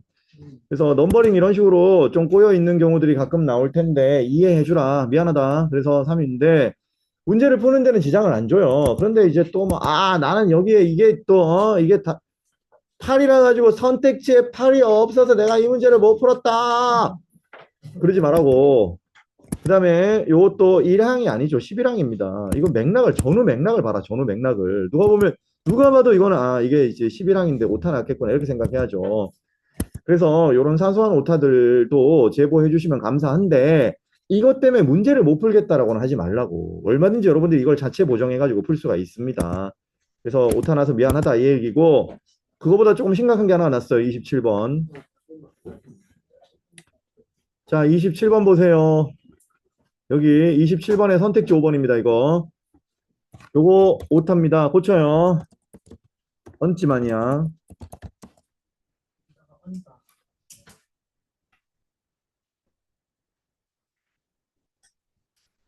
요렇게 고치고 고쳐야 답이 5번이 맞는 거죠. 요건 많은 친구들이 제보를 해주셨어요. 한 6명, 7명이 나한테 연락을 해주셨어. 요런 거 제보해주는 친구들이 정말 교재를 꼼꼼하게 보고 있는 거예요. 잘하고 있는 겁니다. 그분들은. 내가 다 주고 싶어, 상점을. 다 주고 싶은데 부작용이 심해, 그렇게 하면. 그래서 뭐, 야, 이번에 오타 뭐라더라, 이러면 이제 다 줄줄이 한 200통 오는 거죠, 문자가. 그래서 그런 부작용 때문에 최초 제보자만 상점을 드리고 있는데, 그래도 제보해주신 분들은 내가 다 속으로 생각하고 있습니다. 훌륭한 분들이에요. 다 꼼꼼하게 본다는 거야. 됐고, 아무튼 오타 나서 미안합니다. 이거는 얹지만이 맞아요. 맞고, 해설지는 똑바로 나왔는데 선택지가 오타 난 거니까 이해 바랍니다. 됐고요. 29번이요. 이거는 질문이 많았는데, 이거 나온 김에 좀 보고 갈 테니까 따라오세요. 29번. 자, 우선은요. 29번에 요 1번하고 3번이요. 요 1번하고 3번을 그러니까 1번하고 3번에 관련된 문법은 우리가 정규반 할 때 안 했어요. 이거는 소개를 안 했어요. 우리 진도가 아니었어. 자, 근데 뭐 나온 김에 잠깐 볼 텐데, 자, 이거 뭔지 알죠? 그 다알기인데 앞에 수가 붙느냐 암이 붙느냐에 따라 가지고 이게 말하자면 유전 형질이 다르죠. 우리 보통 메일은 보통 이거 붙입니다. 앞에. 그리고 이제 피메일이면 이거 붙이죠. 이런 식으로 해가지고 이놈이 이제 메일이냐 피메일이냐를 구분을 하지 않소. 요게 붙는 데에 대한 문법이 있어요. 맞춤법이 있다고. 근데 이게요, 되게 지저분해요. 규칙이 있기는 한데 규칙이 좀 지저분해. 그래서 이거는 아주 막 중요하고 치명적인 문법은 아니고 중학교에서는 절대 안 나와요. 근데 이제 고등학교 내신에는 나옵니다. 고등학교 내신에서는 좀 구석탱이를 물어가지고 이렇게 틀리게 만들어야 되는 게 있기 때문에 나오는데 그때는 다 외우고 들어가. 그냥 외우고 들어가. 그래서 오늘 이거를 이제 공부한다기보다는 내가 소개를 좀 해드릴게요. 이 부분이 어떤 식으로 문법이 돌아가는지 소개를 좀 해드릴게요. 수를 쓰는지 뭐 수술 쓰는지 이런 거요. 이게 맞는지에 대한 문법을 뭘 보여드릴 거냐면 표준 발음법이 아니고 표준어 규정이에요. 표준어 규정. 표준어 규정. 표준어 규정 제7항인데 앞부분 보여드릴게요. 자, 보세요. 여기요. 표준어 규정. 어문 규정, 표준어 규정은 두 개로 나뉜다 그랬죠. 제1부 표준어 사정 원칙과 제2부 표준 발음법으로 나뉜다고 했습니다. 이거는 표준어 사정 원칙이에요. 제1부. 표준어 사정 원칙의 제7항입니다. 한번 보죠. 자, 표준어 사정 원칙 7항 읽어보겠습니다. 수컷을 이루는 접두사는 수로 통일한다. 그러니까 이게 원칙이야. 수를 붙이는 거야. 숫이 아니고 수를 붙이는 게 원칙이야. 그래서 한번 수를 붙여볼게요. 수껌, 수나사, 수놈, 수사돈, 수소, 수은행나무. 이렇게 쓰는 게 원칙입니다. 알겠죠? 은행나무는 암수가 있어. 은행나무 암수 있습니다. 나무가요? 어. 나무하고 연결이 있어요. 생물 아니에요? 생각보다 무식하군요, 여러분들이. 과학도 잘 못하네. 국어만 못하는 게 아니라 과학도 못하네. 은행나무는 함수가 있어요. 알았어. 순화사는 이렇게 생겼어. 순화사는 이렇게 생겼고, 네? 암나사는 진짜 볼트와 너트 아니에요? 저거 우리나라 암나사는 이렇게 생겼다. 됐냐? 맞긴 이제 좋아? 뭔지 알겠어, 이제? 됐냐? 맞긴 하네. 사돈이 뭐예요? 돈이 돼지 말하는 거. 자원스럽네. 뭐, 더 이상 설명 안 필요하죠. 순화사, 암나사가 이런 뜻입니다. 됐고요. 그, 사돈 중에 메일도 있고 피메일도 있을 거 아니야. 사돈이 뭐예요? 주사도 됐냐? 이해됐어, 이제? 사돈이 아, 사돈 자체를 몰라? 네. 아, 사돈 자체를 모르는, 오케이. 가족 관계 돼지. 알았어. 자, 사돈이 뭐냐면, 자, 네가 결혼을 하잖아요. 네가 결혼한 너의 배우자가 있을 거 아니야. 네 배우자의 부모님이 계실 거 아니야. 그 배우자의 부모님과 너의 부모님은 서로 사돈지간. 그래서 우리 성별이 있어. 그러면 성별이 없으면 성별이 왜 없냐? 관계 아니 그러니까 야 봐봐. 그러니까 자 너네 입장에서 생각해 보시죠. 니네 입장에서 자 집에 어머니 아버지 떠올리세요. 집에 어머니 아버지 떠올리세요. 집에 어머니 아버지 입장에서 네가 결혼해서 너의 아내가 있을 거 아니야. 네 아내의 어머니 아버지가 계실 거 아니야. 그 양가 부모님들끼리 서로 사돈지간이거든. 근데 사돈은 당연히 메일과 피메일이 있어야 그 밑에서 자식이 나올 거 아니야. 그러네. 의외의 포인트에 여러분들이 의외의 포인트를 잘 모르네. 나사 이렇게 하는지 몰랐어? 볼트 너트를 이렇게 부르는 거 몰랐어? 볼트 너트 음원 알지? 그거 이제 외래어고. 그리고 우리 순우리말로 순하사 암나사 얼마나 이해 딱 돼. 뭐라고? 저걸 외워서 쓸 일이 있어요 언젠간 학교 시험에서 언젠간 쓸 일이 있어. 순화사네. 어휘력 순화사가 볼트, 암나사가 볼트. 그렇겠지? 그냥 영어로 말하는 게 맞을 것 같아. 그래 영어로 말해 그러면 영어로 말해. 현실에서 다 영어로 말하겠지. 됐습니다. 그래서 일단 수를 붙이는 게 원칙이야. 이렇게 하는 게 원칙인데 이게 예외가 되게 지저분하게 많아요. 예외 하나 보여드릴게요. 자, 다만 예외죠. 다만이 나오면 제일 싫어요. 예외.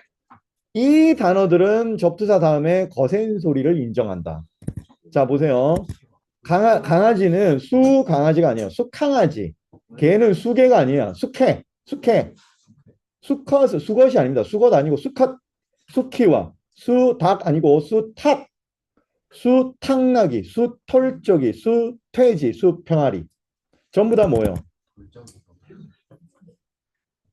전부 다 거센 소리로 바뀌었죠.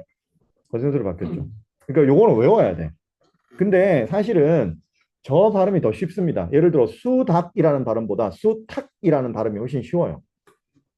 수개라는 발음보다 수개가 훨씬 쉽습니다. 수강아지보다 수강아지가 훨씬 쉬워요.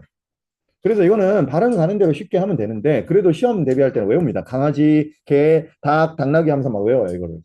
그렇게 대답하고 여러분들이 여기서 뭐 이제 이 털적이 이게 뭐냐는 건데 돌적입니다. 돌적인데 이것도 한번 보여드려 볼게요. 그러면 저기 보면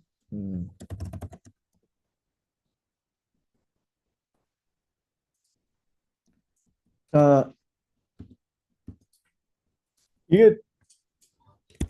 이게 암돌적이야. 발음은 암톨적이라고 해야 돼. 암톨적이고 요거는 수톨적이야 암톨적이야 결합해 있는 모습입니다. 그러니까 수톨적이는 위에 있는 요게 이제 수톨적이에요. 수톨적인데 수톨적의 모양이 지금 보면은 모양이 약간 이런 모양으로 생겼다고 보시면 되는 거예요. 되게 좋아한다, 니네. 이런 거 미유 너무 좋아하는 거. 알았다. 니네 취향은 충분히 알겠고요.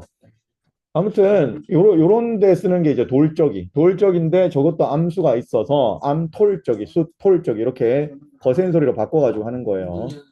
문 여는 경칩. 뭐 요런 거 요거 좀 저걸 이렇게 착각 끼우게 돼 있는 거. 자, 그다음에 또 다른 또 두 번째 예가 있어. 다만투. 두 번째 예는 뭐냐면 양염소지는 앞에다가 이 시옷을 붙여요. 양염소지는. 그래서 양은 수양이 아니야. 순양이야. 염소는 수염소가 아니에요. 순염소야. 쥐는 수지가 아니고 숫쥐입니다. 숫쥐. 자, 어때요? 되게 지저분하죠? 그래서 이거는 결국은 동물을 다 외우고 들어간다니까. 그래서 보통 이거 외울 때 양을 그려요. 양을. 애들한테 양을 그리라 그러고 양을 이렇게 그리라 그러고 양을 그리라 그러고 양에게 콧수염을 이렇게 달아줘. 양 콧수염 걸린 양을 상상하라 그래. 이 콧수염이 뭐냐면 이게 시옷이야. 시옷. 시옷이야. 그러니까 양은 시옷이다. 양은 시옷을 붙여라. 순양 이렇게 하라고 외우고 들어가. 염소 그려가지고 염소에 콧수염 그려주고 쥐도 미키마우스 같은 거 그려가지고 콧수염을 이렇게 달아줘. 그래서 그 그림을 외우라고 그래. 그래서 양, 염소, 쥐가 나오면은 숫 이렇게 붙이라고. 그런 내신할 때 그런 식으로 합니다. 이거는 고등학교 내신할 때 아니면 할 일 없을 거예요. 됐고 중학교는 절대 안 나옵니다. 잠깐 보여드린 거예요. 그래서 요거는 채점을 하면은 수탁 요게 맞고요. 수소는 틀려요. 수소 요게 맞습니다. 요게 맞아요. 됐고 자 미장이는 요게 맞아. 미장이. 미장이는 이게 맞는데 요거는 알아놓으세요. 자 장이라는 전미사는 기술자에게 붙이는 거예요. 기술자. 쟁이는요. 쟁이는 그런 속성을 많이 가진 사람. 그런 속성을 많이 가진 사람입니다. 그러니까 멋쟁이는 멋장이가 아니라 멋쟁이야. 멋은 기술이 아니야. 멋은 속성을 많이 가진 거죠. 그래서 멋쟁이고 뭐 장이는 기술자니까 뭐 대장장이, 옹기장이, 유기장이 뭐 이럴 때 쓰는 거예요. 그럼 미장이는 뭐냐? 미장 기술은 여러분들이 잘 모르는 거죠. 이게요 공사 현장에서 굉장히 돈 많이 벌어 가시는 기술자 중에 하나입니다. 미장 기술이 뭐냐면 이제 집을 지을 때 벽을 세우잖아요. 그러면 벽은요 어떻게 세워도 뭐 콘크리트를 때려 박든 벽돌로 하든 간에 처음 만든 벽은 되게 못생겨요. 이게 울퉁불퉁해. 벽으로 막 시멘트 튀어나오고 뭐 벽돌에 막 이게 막 다듬어지지 않은 부분들이 튀어나와가지고 보기가 싫습니다. 그 보기 싫은 벽을 깔끔하게 예쁘게 평탄하게 다듬는 사람이 미장 기술자야. 이게 생각보다 아주 섬세한 기술이고 어. 이게 생각보다 아주 섬세한 기술이라서 돈을 많이 벌어가는 기술 중에 하나입니다. 건설 현장에서 미장 기술자들 뭐 인기 있어요. 아무튼 그게 미장이에요. 미장이. 됐고 자 그다음에 백분율 요거 유를 쓰느냐 아니면 류를 쓰느냐 요 차이인데 요거는 아주 간단한 규칙이 하나 있으니까 혹시 몰랐던 사람은 이번 기회에 하나 배워놓으세요. 아는 사람은 아마 1학년 때 두음법칙 수업할 때 1학년 때 아는 사람은 알 텐데 모르는 사람이 많을 거예요. 자 이번 기회에 하나 알아놓습니다. 자 볼게요. 우선은요 앞말 보는 거야. 앞말에 받침이 없거나 혹은 앞말 받침에 니은이 있는 경우 니은. 앞말 받침이 없거나 니은일 때는 그때는 율입니다. 율. 그때는 율입니다. 그 나머지 경우 그 나머지 모든 경우 그 나머지는 다 율이에요. 알겠죠? 이거 아주 간단한 규칙이잖아. 이거 하나만 알면 돼. 이런 것도 종종 나와요. 종종. 자주 나오는 건 아닌데 가끔씩 물어보는 거기 때문에 알고 계셔야 돼요. 자, 연습 한번 해볼게요. 앞말 받침을 보는 거야. 앞말 받침을. 자, 우선은 백분율 해봅시다. 백분율. 백분. 자, 받침 뭐 있어요? 니은이죠. 그러니까 이게 맞는 거야. 받침이 니은으로 끝났으면 이게 맞는 거야. 백분율. 또 해볼게요. 자, 출산. 받침 뭘로 끝났어요? 니은으로 끝났죠? 그러면 이게 맞는 거야. 알겠죠? 생산. 받침 뭐예요? 니은으로 끝났죠? 그럼 이게 맞는 거야. 뭔지 알겠죠? 니은 받침. 그리고 받침이 없는 경우도 이렇게 합니다. 예를 들어 야구. 야구에서 타자가 안타를 칠 확률. 율이죠. 이렇게 하면 틀려요. 이건 틀리고 이렇게 하는 거죠. 그런데 이제 그 나머지 경우 보죠. 그 나머지 경우 예를 들어 자 확률일까 율일까? 확률입니다. 받침이 기억 받침이죠. 즉 없거나 니은 받침이 아니죠. 그럴 때는 이거예요. 또 뭐 있을까? 뭐 생성률. 생성 유리일까, 유리일까? 이거는 이응받침이잖아. 이응받침은 해당 사항 없죠? 이거면. 아이고.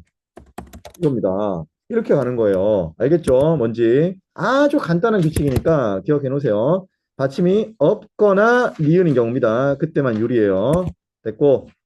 그러면 이제 이건 맞는 거지. 다음, 사글세. 사글세는 이게 맞는데, 이제 사글세 또 뭔지 모르잖아요. 혹시 있어? 왜? 집세?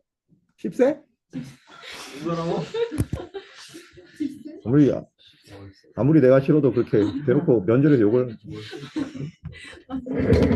자, 사글세 먼저 설명 좀 드릴게요. 이왕 나온 김에. 여러분들이 이 부동산 좀 아시려나 모르겠는데, 전세는 알고 월세는 알죠?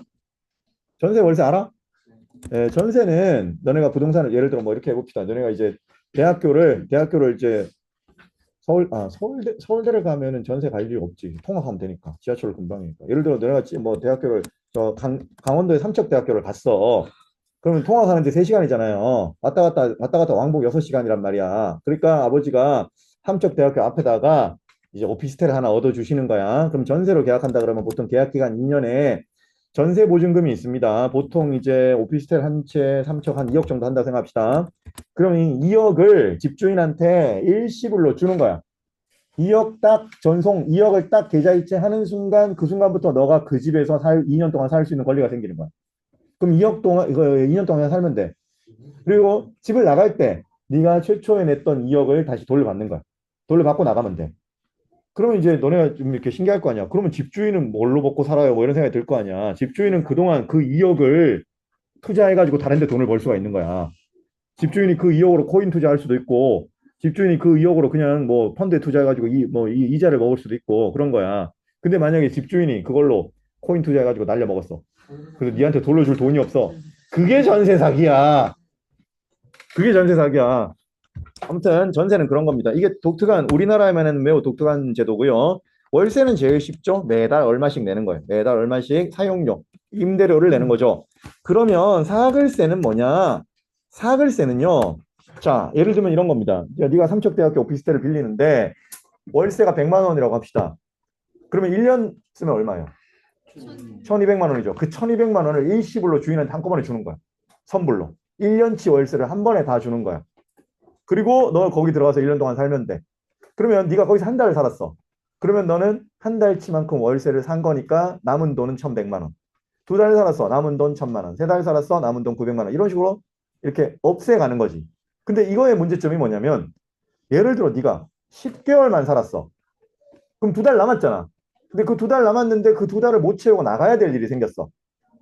그러면 네가 주인한테 가가지고 내가 월세 선불로 12개월치를 냈는데 나 10달 살았다. 이제 2달 남았으니까 남은 2달 내놔. 라고 할 수 있을 것 같지? 사글세는 그걸 못해. 안 돌려줘.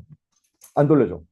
이게 뭐냐면 왜 이렇게 하는 거냐면 옛날에 아직 우리나라 부동산 제도가 정비가 잘 안 됐을 때 자, 우리 집을 빌려주려고 그러는데 내가 이놈을 딱 보니까 우리 집에서 집 좀 빌려주세요라고 하는데 보니까 얘가 돈을 못 낼 것 같은 거야. 내가 좀 아무래도 봐도 좀 이렇게 좀 믿음이 안 가. 신용이 없어. 그래서 월세 선불로 미리 주세요라고 하는 거지. 월세가 한 달에 10만 원인데 1년치 월세 120만 원 미리 줘. 미리 줘. 그렇게 선월세를 받는 걸 사글세라고 부릅니다. 알겠죠? 그리고 이제 지금은 없어요. 왜냐하면 이게 임차인에게 너무 불리해.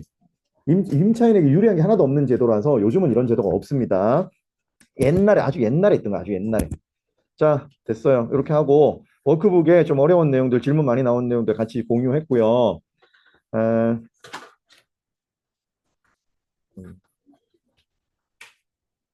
됐지? 됐죠. 됐습니다. 자, 그러면 잠깐 놓고 뭘 보냐면 문학을 좀 진행을 할 건데 지금부터 내 얘기를 잘 들어요. 문학 진행을 좀 할게요. 프린트를 하나 드릴 거예요. 지금 화면에 띄운 이 프린트를 드릴 건데 이 설명을 좀 듣고 받으셔야 돼요. 잠시만.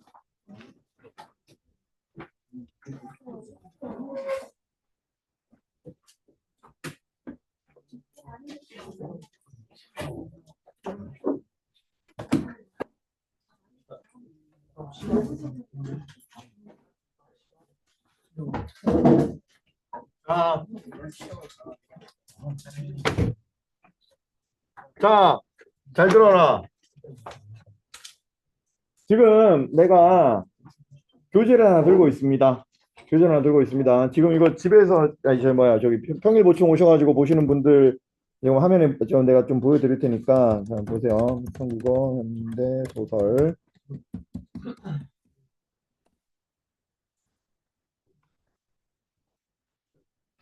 이게 안 뜨냐? 잠깐만.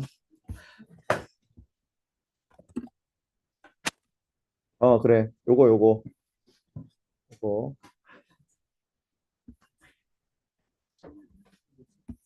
근데 혹시 이 책의 존재를 아는 사람이 있는 것 같은데 혹시 알아요? 자, 지금 이 책 있잖아요. 이게 우리 학원 교재거든요. 패턴국어 현대소설 패턴국어니까. 원래는 오늘 이 시간이 이 교재를 이용하는 시간이에요. 원래는. 자, 근데 여러분들 선배들은 이걸 다 이제 구입을 해가지고 이제 한 달에 작품 3개를 한다 그러면 1주차 뭐 작품, 2주차, 3주차 작품하고 4주차에 이 패턴 국어로 3작품을 복습하는 패턴으로 이제 그런 루틴으로 작년까지 했어요. 그래서 여러분도 오늘 이 패턴 국어로 복습하는 시간을 가져야 되는데 여러분들한테 이 교재를 사라고 공지를 하지 않았죠. 다른 교재들은 다 공지를 했는데 요거는 공지가 안 나갔죠. 그 이유가 있는데 요게 개정 작업에 들어갔어요. 요번에 이제 교과서가 바뀌지 않소. 문법 같은 경우는 교과서가 바뀌어도 크게 달라지는 게 별로 없거든요. 근데 문학은 교과서가 달라지면 약간 손을 봐야 되는 게 있습니다. 그래서 요 개정 작업 하는 동안이라 이게 서점에서 지금 이제 구할 수가 없는 상황이에요. 개정 들어가서. 그래서 오늘 수업은 이 책으로 하는 게 아니고 요 책의 내용을 이제 프린트로 여러분들 드릴 거예요. 우리가 작품 3개 했잖아요. 화수분, 시수, 학 이렇게 3개잖아.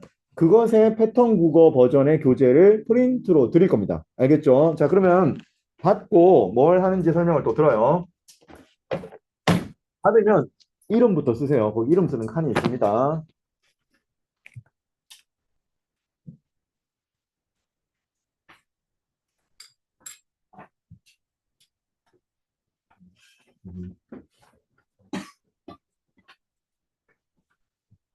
옆으로 주시죠.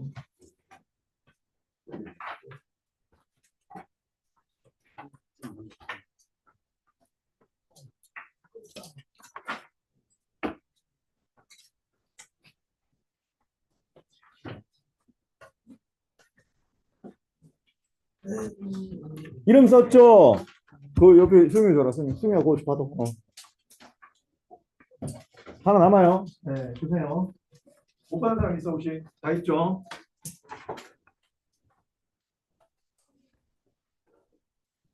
맞습니다. 당연히 다음 주에 이거를 교재 검사를 할 겁니다. 자, 이게 문제가 총 몇 문제냐면요. 작품 하나당 10문제입니다. 작품이 총 3문제니까 그러면 합쳐도 총 몇 문제일까요? 30문제. 그 이제 이게 곱하기라는 건데 아마 다들 할 줄 알 겁니다. 요 정도 함수는 될 것 같은데 집에 가서 확인 한번 해보세요. 30문제 맞을 거예요. 자, 한 작품당 총 10문제, 30문제인데 요거를 여러분들이 단권화해서 학습을 다 하셔야 됩니다. 그리고 당연히 다음 주 모의고사에 이 패턴 국어 문제들이 일부 출제에 반영됩니다. 이게 4주차 진도기 때문에 그래요. 그러니까 모의고사 잘 보고 싶으면 이 패턴 국어를 잘 연구하셔가지고 해야 되는 거죠. 해설지는 드릴 거예요. 해설지는 드릴 겁니다. 그러면 이제 지금부터 내가 뭘 설명할 거냐면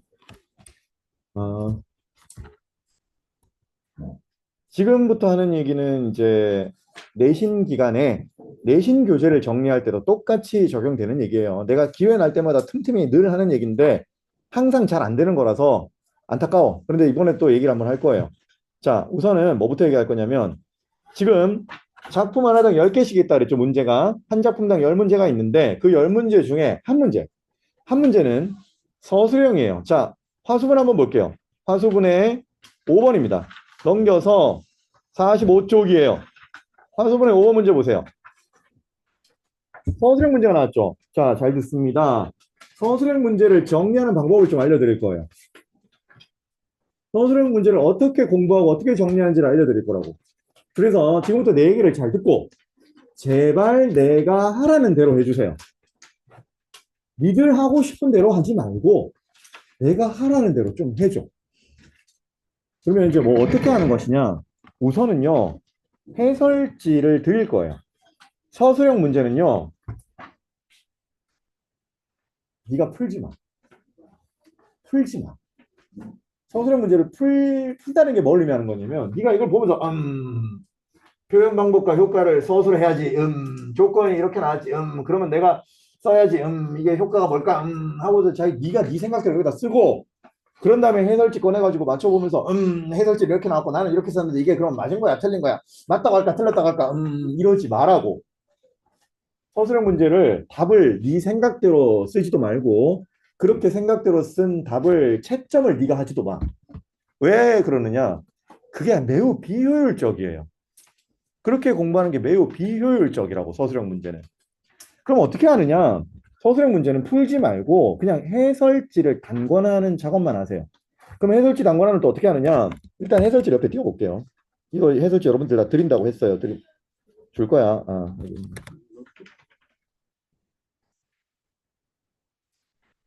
지니 로또 나중에 할게. 지니 로또라고 있어. 내가 이번에 새롭게 개발하고 있는 지니 로또 나중에 합시다. 매주 추첨해가지고 지니 로또 당첨자들에게 상점을 퍼줄 생각입니다. 재밌겠지? 돈은 안 내도 돼요. 무료야. 아무튼 저기 나중에 할 때 알려드릴게. 상점 줄 방법을 고민하다가 내가 이제 로또로 주자.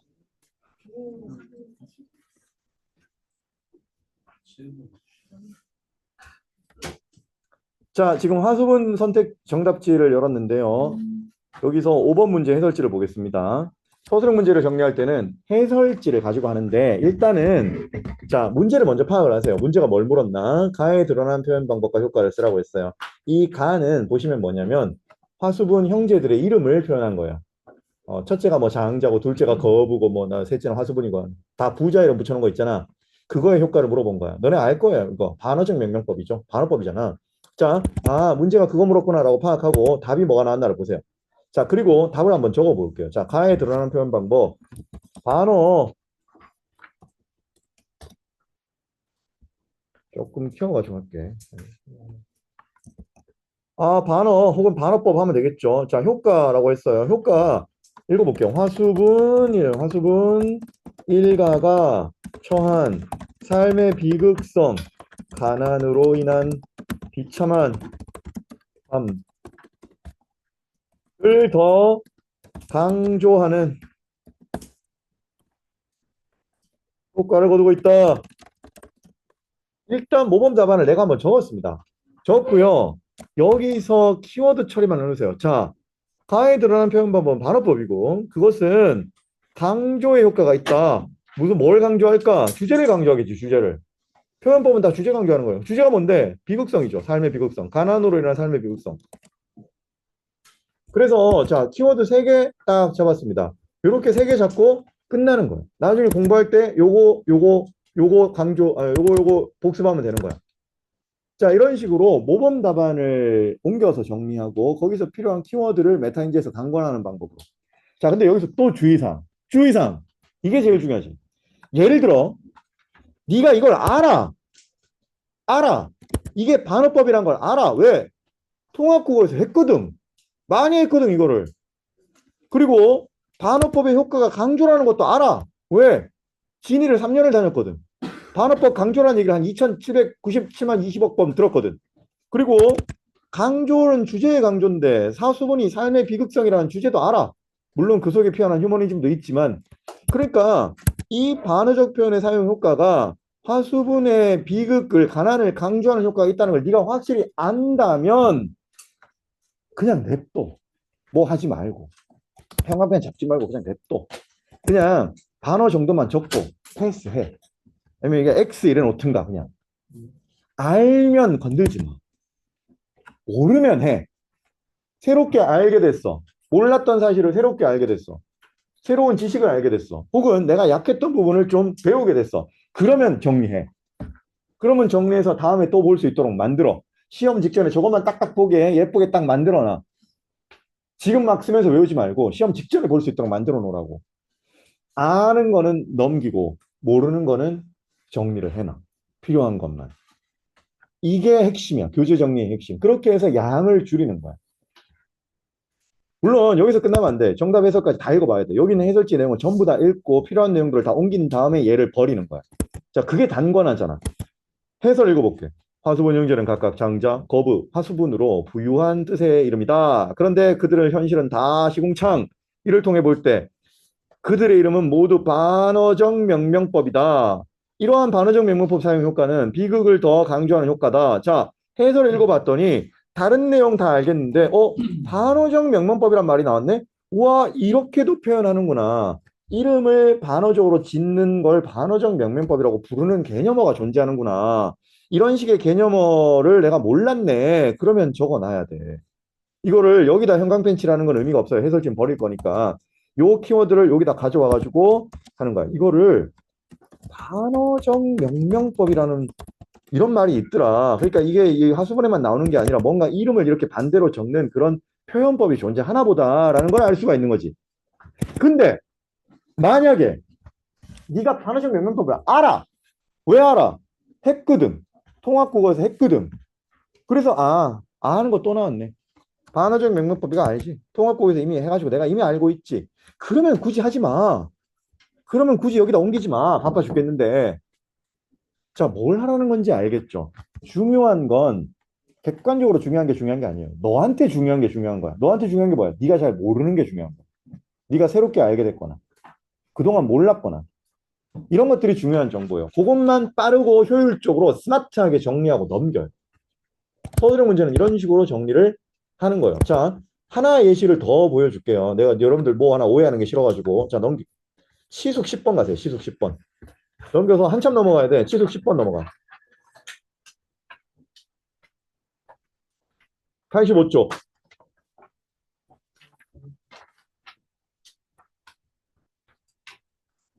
자, 봐라. 시속 10번도 똑같은 방식으로 한번 해볼 건데요. 잘 봐라. 10번 봤더니 나에 대해 비판하래. 시속은 원래 나를 비판하는 소설이야. 그러니까 주제의식을 드러내라 이 말이에요. 왜? 주제가 나를 비판하는 거니까. 자, 그런데 해설지를 한번 읽어봤어요. 나는 속물적인 인간이다. 나는 자기 자신의 영달만 추구하는 인물이다. 일제강점기는 일본에게 나라를 빼앗긴 시기다. 그런데도 얘는 일본인 주인 밑에서 점원으로 일하면서 일본 사람이 하는 말이 다 맞다고 생각하고 살아간다. 심지어는 결혼도 일본 여자랑 하고 일본인처럼 살고 생활 방식도 일본식으로 자식 교육도 일본식으로 전부 일본식으로 하려는 꿈을 갖게 된다. 이것은 민족의식도 없는 거고 역사의식도 없는 거다라고 비판한다. 너무 길죠. 너무 길죠. 자, 이거를 무지성으로 다 갖다 베껴 적지 마. 왜 그래? 우리가 솔직히 1학년들한테 이 컨셉을 이해시키려면 메타인지 이런 얘기하면 1학년 애들이 못 알아들어. 지금 니들 후배들 있잖아, 1년 후배들. 얘네들 상태 되게 안 좋거든요. 사람 의사소통 잘 안 되거든, 얘네들. 얘네들한테 야, 메타인지, 키워드, 단거나 이런 말 못 알아듣는다니까. 애들이 뭔 소리 멍해. 그래서 1학년들한테는 결국 야, 해설지 그냥 적어. 적으라고. 자, 이게 해설지 알겠어? 이게 문제인지 알겠어? 자, 이거 보이지? 적어. 적으라고. 1학년은 그렇게 시켜. 근데 니들 이제 1학년 아니잖아요. 니들 이거 어느 정도 훈련됐고 컨셉 됐고 많이 이제 해봐가지고 대충 이제 뭔지 조금 알 것 같잖아. 자, 결론은 뭐냐면 1학년 때 애들한테 이 컨셉 주입하려고 이 해설지를 옮겨 적으라고 하는 그 무지성 단권화. 그 무지성 단권화는 이제는 버릴 때가 됐어요. 그러니까 여기 이렇게 서술형 문제 답이 이렇게 길잖아. 이거를 그냥 무지성으로 다 여기다 옮겨 적지 마라. 안 그래도 된다. 괜찮다. 그럼 어떻게 해야 돼? 요약해. 신문 요약하듯이 키워드 따서 필요한 내용만 핵심만 딱 요약해. 자, 필요한 내용 뭘까? 네가 모르는 거. 네가 모르는 게 너한테 필요한 내용이야. 너한테 약한 거, 너한테 어려운 거. 그게 너한테 필요한 내용이야. 그것만 여기다 딱 요약하면 돼. 그래서 내가 데몬스트레이션을 한번 해볼게요. 예를 들어 평균적 수준의 학생이라고 생각하고 해설지 겁나 기네. 일단 키워드가 뭔지 보자. 나는 속물적 인간. 속물적이라는 이 말이 나를 비판할 때 사용할 수 있는 키워드겠다. 오케이.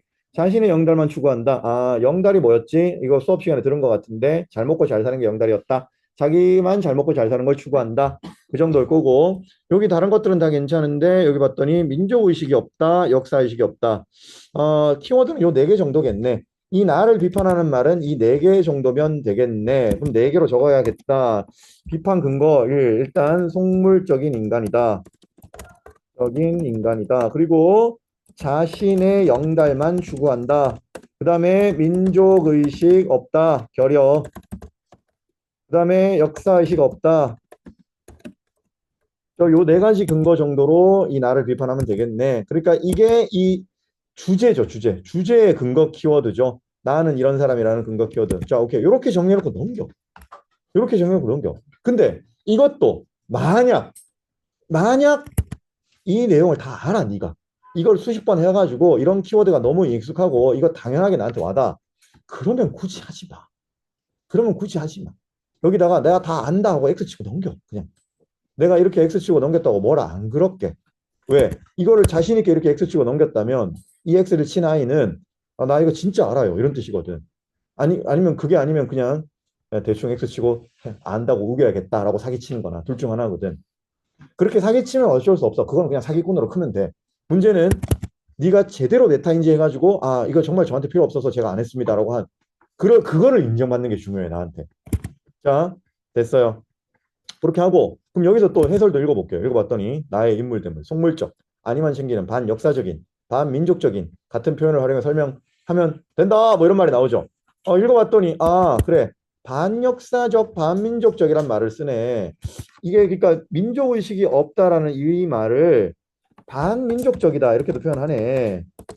혹은 역사의식이 없다 이 말을 반역사적이다 이렇게도 표현하네. 아 반이 뭐 이제 반반 나눠 먹는 그건 줄 알았는데 양반 후반이 아니고 반대 민족하고 반대로 간다. 역사랑 반대로 간다. 이렇게 반역적이다 이렇게도 쓸 수 있네. 라고 새로운 어휘를 새로 알았다면 이렇게 옮겨줬고 이 해설에서도 이걸 이렇게 옮겨가지고 정리를 하고 만약에 네가 반민족적 반역사적이라는 말을 이미 알아. 이 말 자체를 이미 알아가지고 잘 무슨 말인지 내가 다 아는 뜻이야. 그러면 굳이 적지 않는 거야, 이거는. 그냥 제끼는 거야, 그거는. 이런 식으로 하는 거야. 이런 식으로. 그러니까 여기서 중요한 컨셉이 뭔지 알겠죠? 효율성을 극도로 추구해야 돼. 그 효율성을 추구하기 위해서 가장 먼저 필요한 게 내가 뭘 아는지를 알아야 돼. 내가 뭘 아는지, 내가 뭘 모르는지를 알아야 내가 모르는 걸 공부할 거 아니에요. 그 메타인지가 안 돼 있으면 결국 했던 것도 하고 했던 것도 하고 했던 것도 하고 이런 식으로 된다. 시간적 효율성이 안 나와요. 공부에 있어서 모두에게 공평하게 주어진 자원이 결국은 시간 아니에요. 타고난 능력은 조금씩 다르게 받았을 수도 있어. 근데 시간만큼은 공평하게 받았단 말이에요. 그럼 결국은 이 시간을 효율적으로 사용할 줄 아는 사람이 결국은 이거 봐봐. 이거 결국 뭐야? 다 일이잖아, 일. 일을 효율적으로 하는 거잖아. 그러니까 이런 식의 훈련이 잘 돼 있는 사람이 나중에 판사가 돼도 재판도 잘 할 거고요. 의사가 돼도 진료도 잘 할 거란 말이야. 일을 잘하는 사람이 될 거라고. 그러니까 이걸 계속 염두에 두세요. 어떻게 해야 내 일을 빠르고 효과적으로 끝낼 수 있겠는가를 연구하는 거란 말이야, 이게. 그러니까 가서 해설지 내용 무지성적으로 막 이렇게 하고 또 막 미술하지 마, 미술. 한 닦기 막그 교재를 막 알록달록 이학적으로 막 색깔의 조화와 막 이거는 왜 색이 달라 그러면 이게 노란색이 주황색이랑 어울려서요. 뭐 여기는 왜 색연필을 썼어? 그러면 색연필 색감이 좋아서요. 뭐 그러지 말고 그 물론 이제 미술이 나쁘다는 건 아닌데 미술하는데 시간을 소모하지 말라는 소리예요, 내 말은. 이게 그래서 요거를 좀 몸에 익혀두면은요 나중에 이제 고등학교 올라갔을 때 양이 많아져가지고 네가 정리해야 되는데 그때 책상이 이만큼씩 쌓이고 프린트가 이만큼씩 쌓였을 때 그때 그거를 감당할 수 있는 사람이 돼. 이런 방식으로 착착착 처리해가지고 이걸 컨트롤할 수 있는 사람이 된다고. 근데 이런 것들이 몸에 익지 않으면은 책상에 이게 쌓이는 순간 뭐부터 해야 되지? 딱 보는 순간 막 토 나올 것 같고 와 이거 언제 다 보지? 우럭 이렇게 되고 그렇게 망가지. 그렇게 결국 멀어지는 거. 엄두가 안 나거든. 마음속에서 의욕이 안 일어나거든. 너무 많으니까. 그게 분량에 치여 죽는 거야. 뭐 고등학교 다닐 때만 그럴 것 같지. 대학교 가가지고 막 예를 들어 의대 시험 그런 거 본다고 생각해봐봐. 양이 미친 양이거든. 그러니까 이런 식의 양을 효율적으로 줄여나가는 공부에 익숙하지 않은 사람들이 이 양에 결국은 언젠가 치여 죽는 날이 온다니까. 자, 그래서 이게 여러분들이 갖춰야 될 매우 중요한 기술 중에 하나입니다. 내가 가진 학습 자료를 일목요연하게 효율적으로 나한테 맞게끔 정리해서 양을 줄이고 빠르게 복습할 수 있도록 만드는 이 기술. 여러분들이 꼭 갖춰야 되는 기술 중에 하나입니다. 이번에 이 문제들을 다 이 컨셉에 맞게 해오이소. 솔직히 이것뿐만이 아니야. 본교재 워크북이 다 이런 식이 돼야 돼. 내신 때 자습서 평가 문제집이 다 이런 식으로 정리가 돼야 돼. 그렇게 해가지고 교재 검사를 받으시고요. 지금은 서술형 문제만 얘기했지만 선택형 문제도 똑같습니다. 컨셉이. 하는 방식이 똑같습니다. 그렇게 하는 겁니다. 그래서 형광펜 정도는 사용을 하세요. 평판 표현 정도는 내가 이걸 했다라는 이걸 보여주는 방식으로 좀 보여주세요. 다음 시간에 교재 검사할 때 내야 되는 게 상당히 많아요. 내야 되는 거 한번 꼽아볼게요. 자, 일단 패턴 국어 본교재 워크북 내야 되죠. 검사 받아야 되고요. 그 다음에 통합 국어 본교재 워크북 내야 되죠. 검사 받아야 되고요. 그 다음에 이 프린트 내야 되죠. 이것도 검사 받고요. 복태 1, 2, 3강. 3강 복태는 다음 주에 돌려줄 거고. 지금 여러분들은 1강, 2강 복태 2개만 있는 게 정상이고. 그리고 또 뭐 내야 돼? 한자성어 책 내야 돼. 한자성어 책이 12째 마당까지 다 끝나 있어야 돼. 맞지?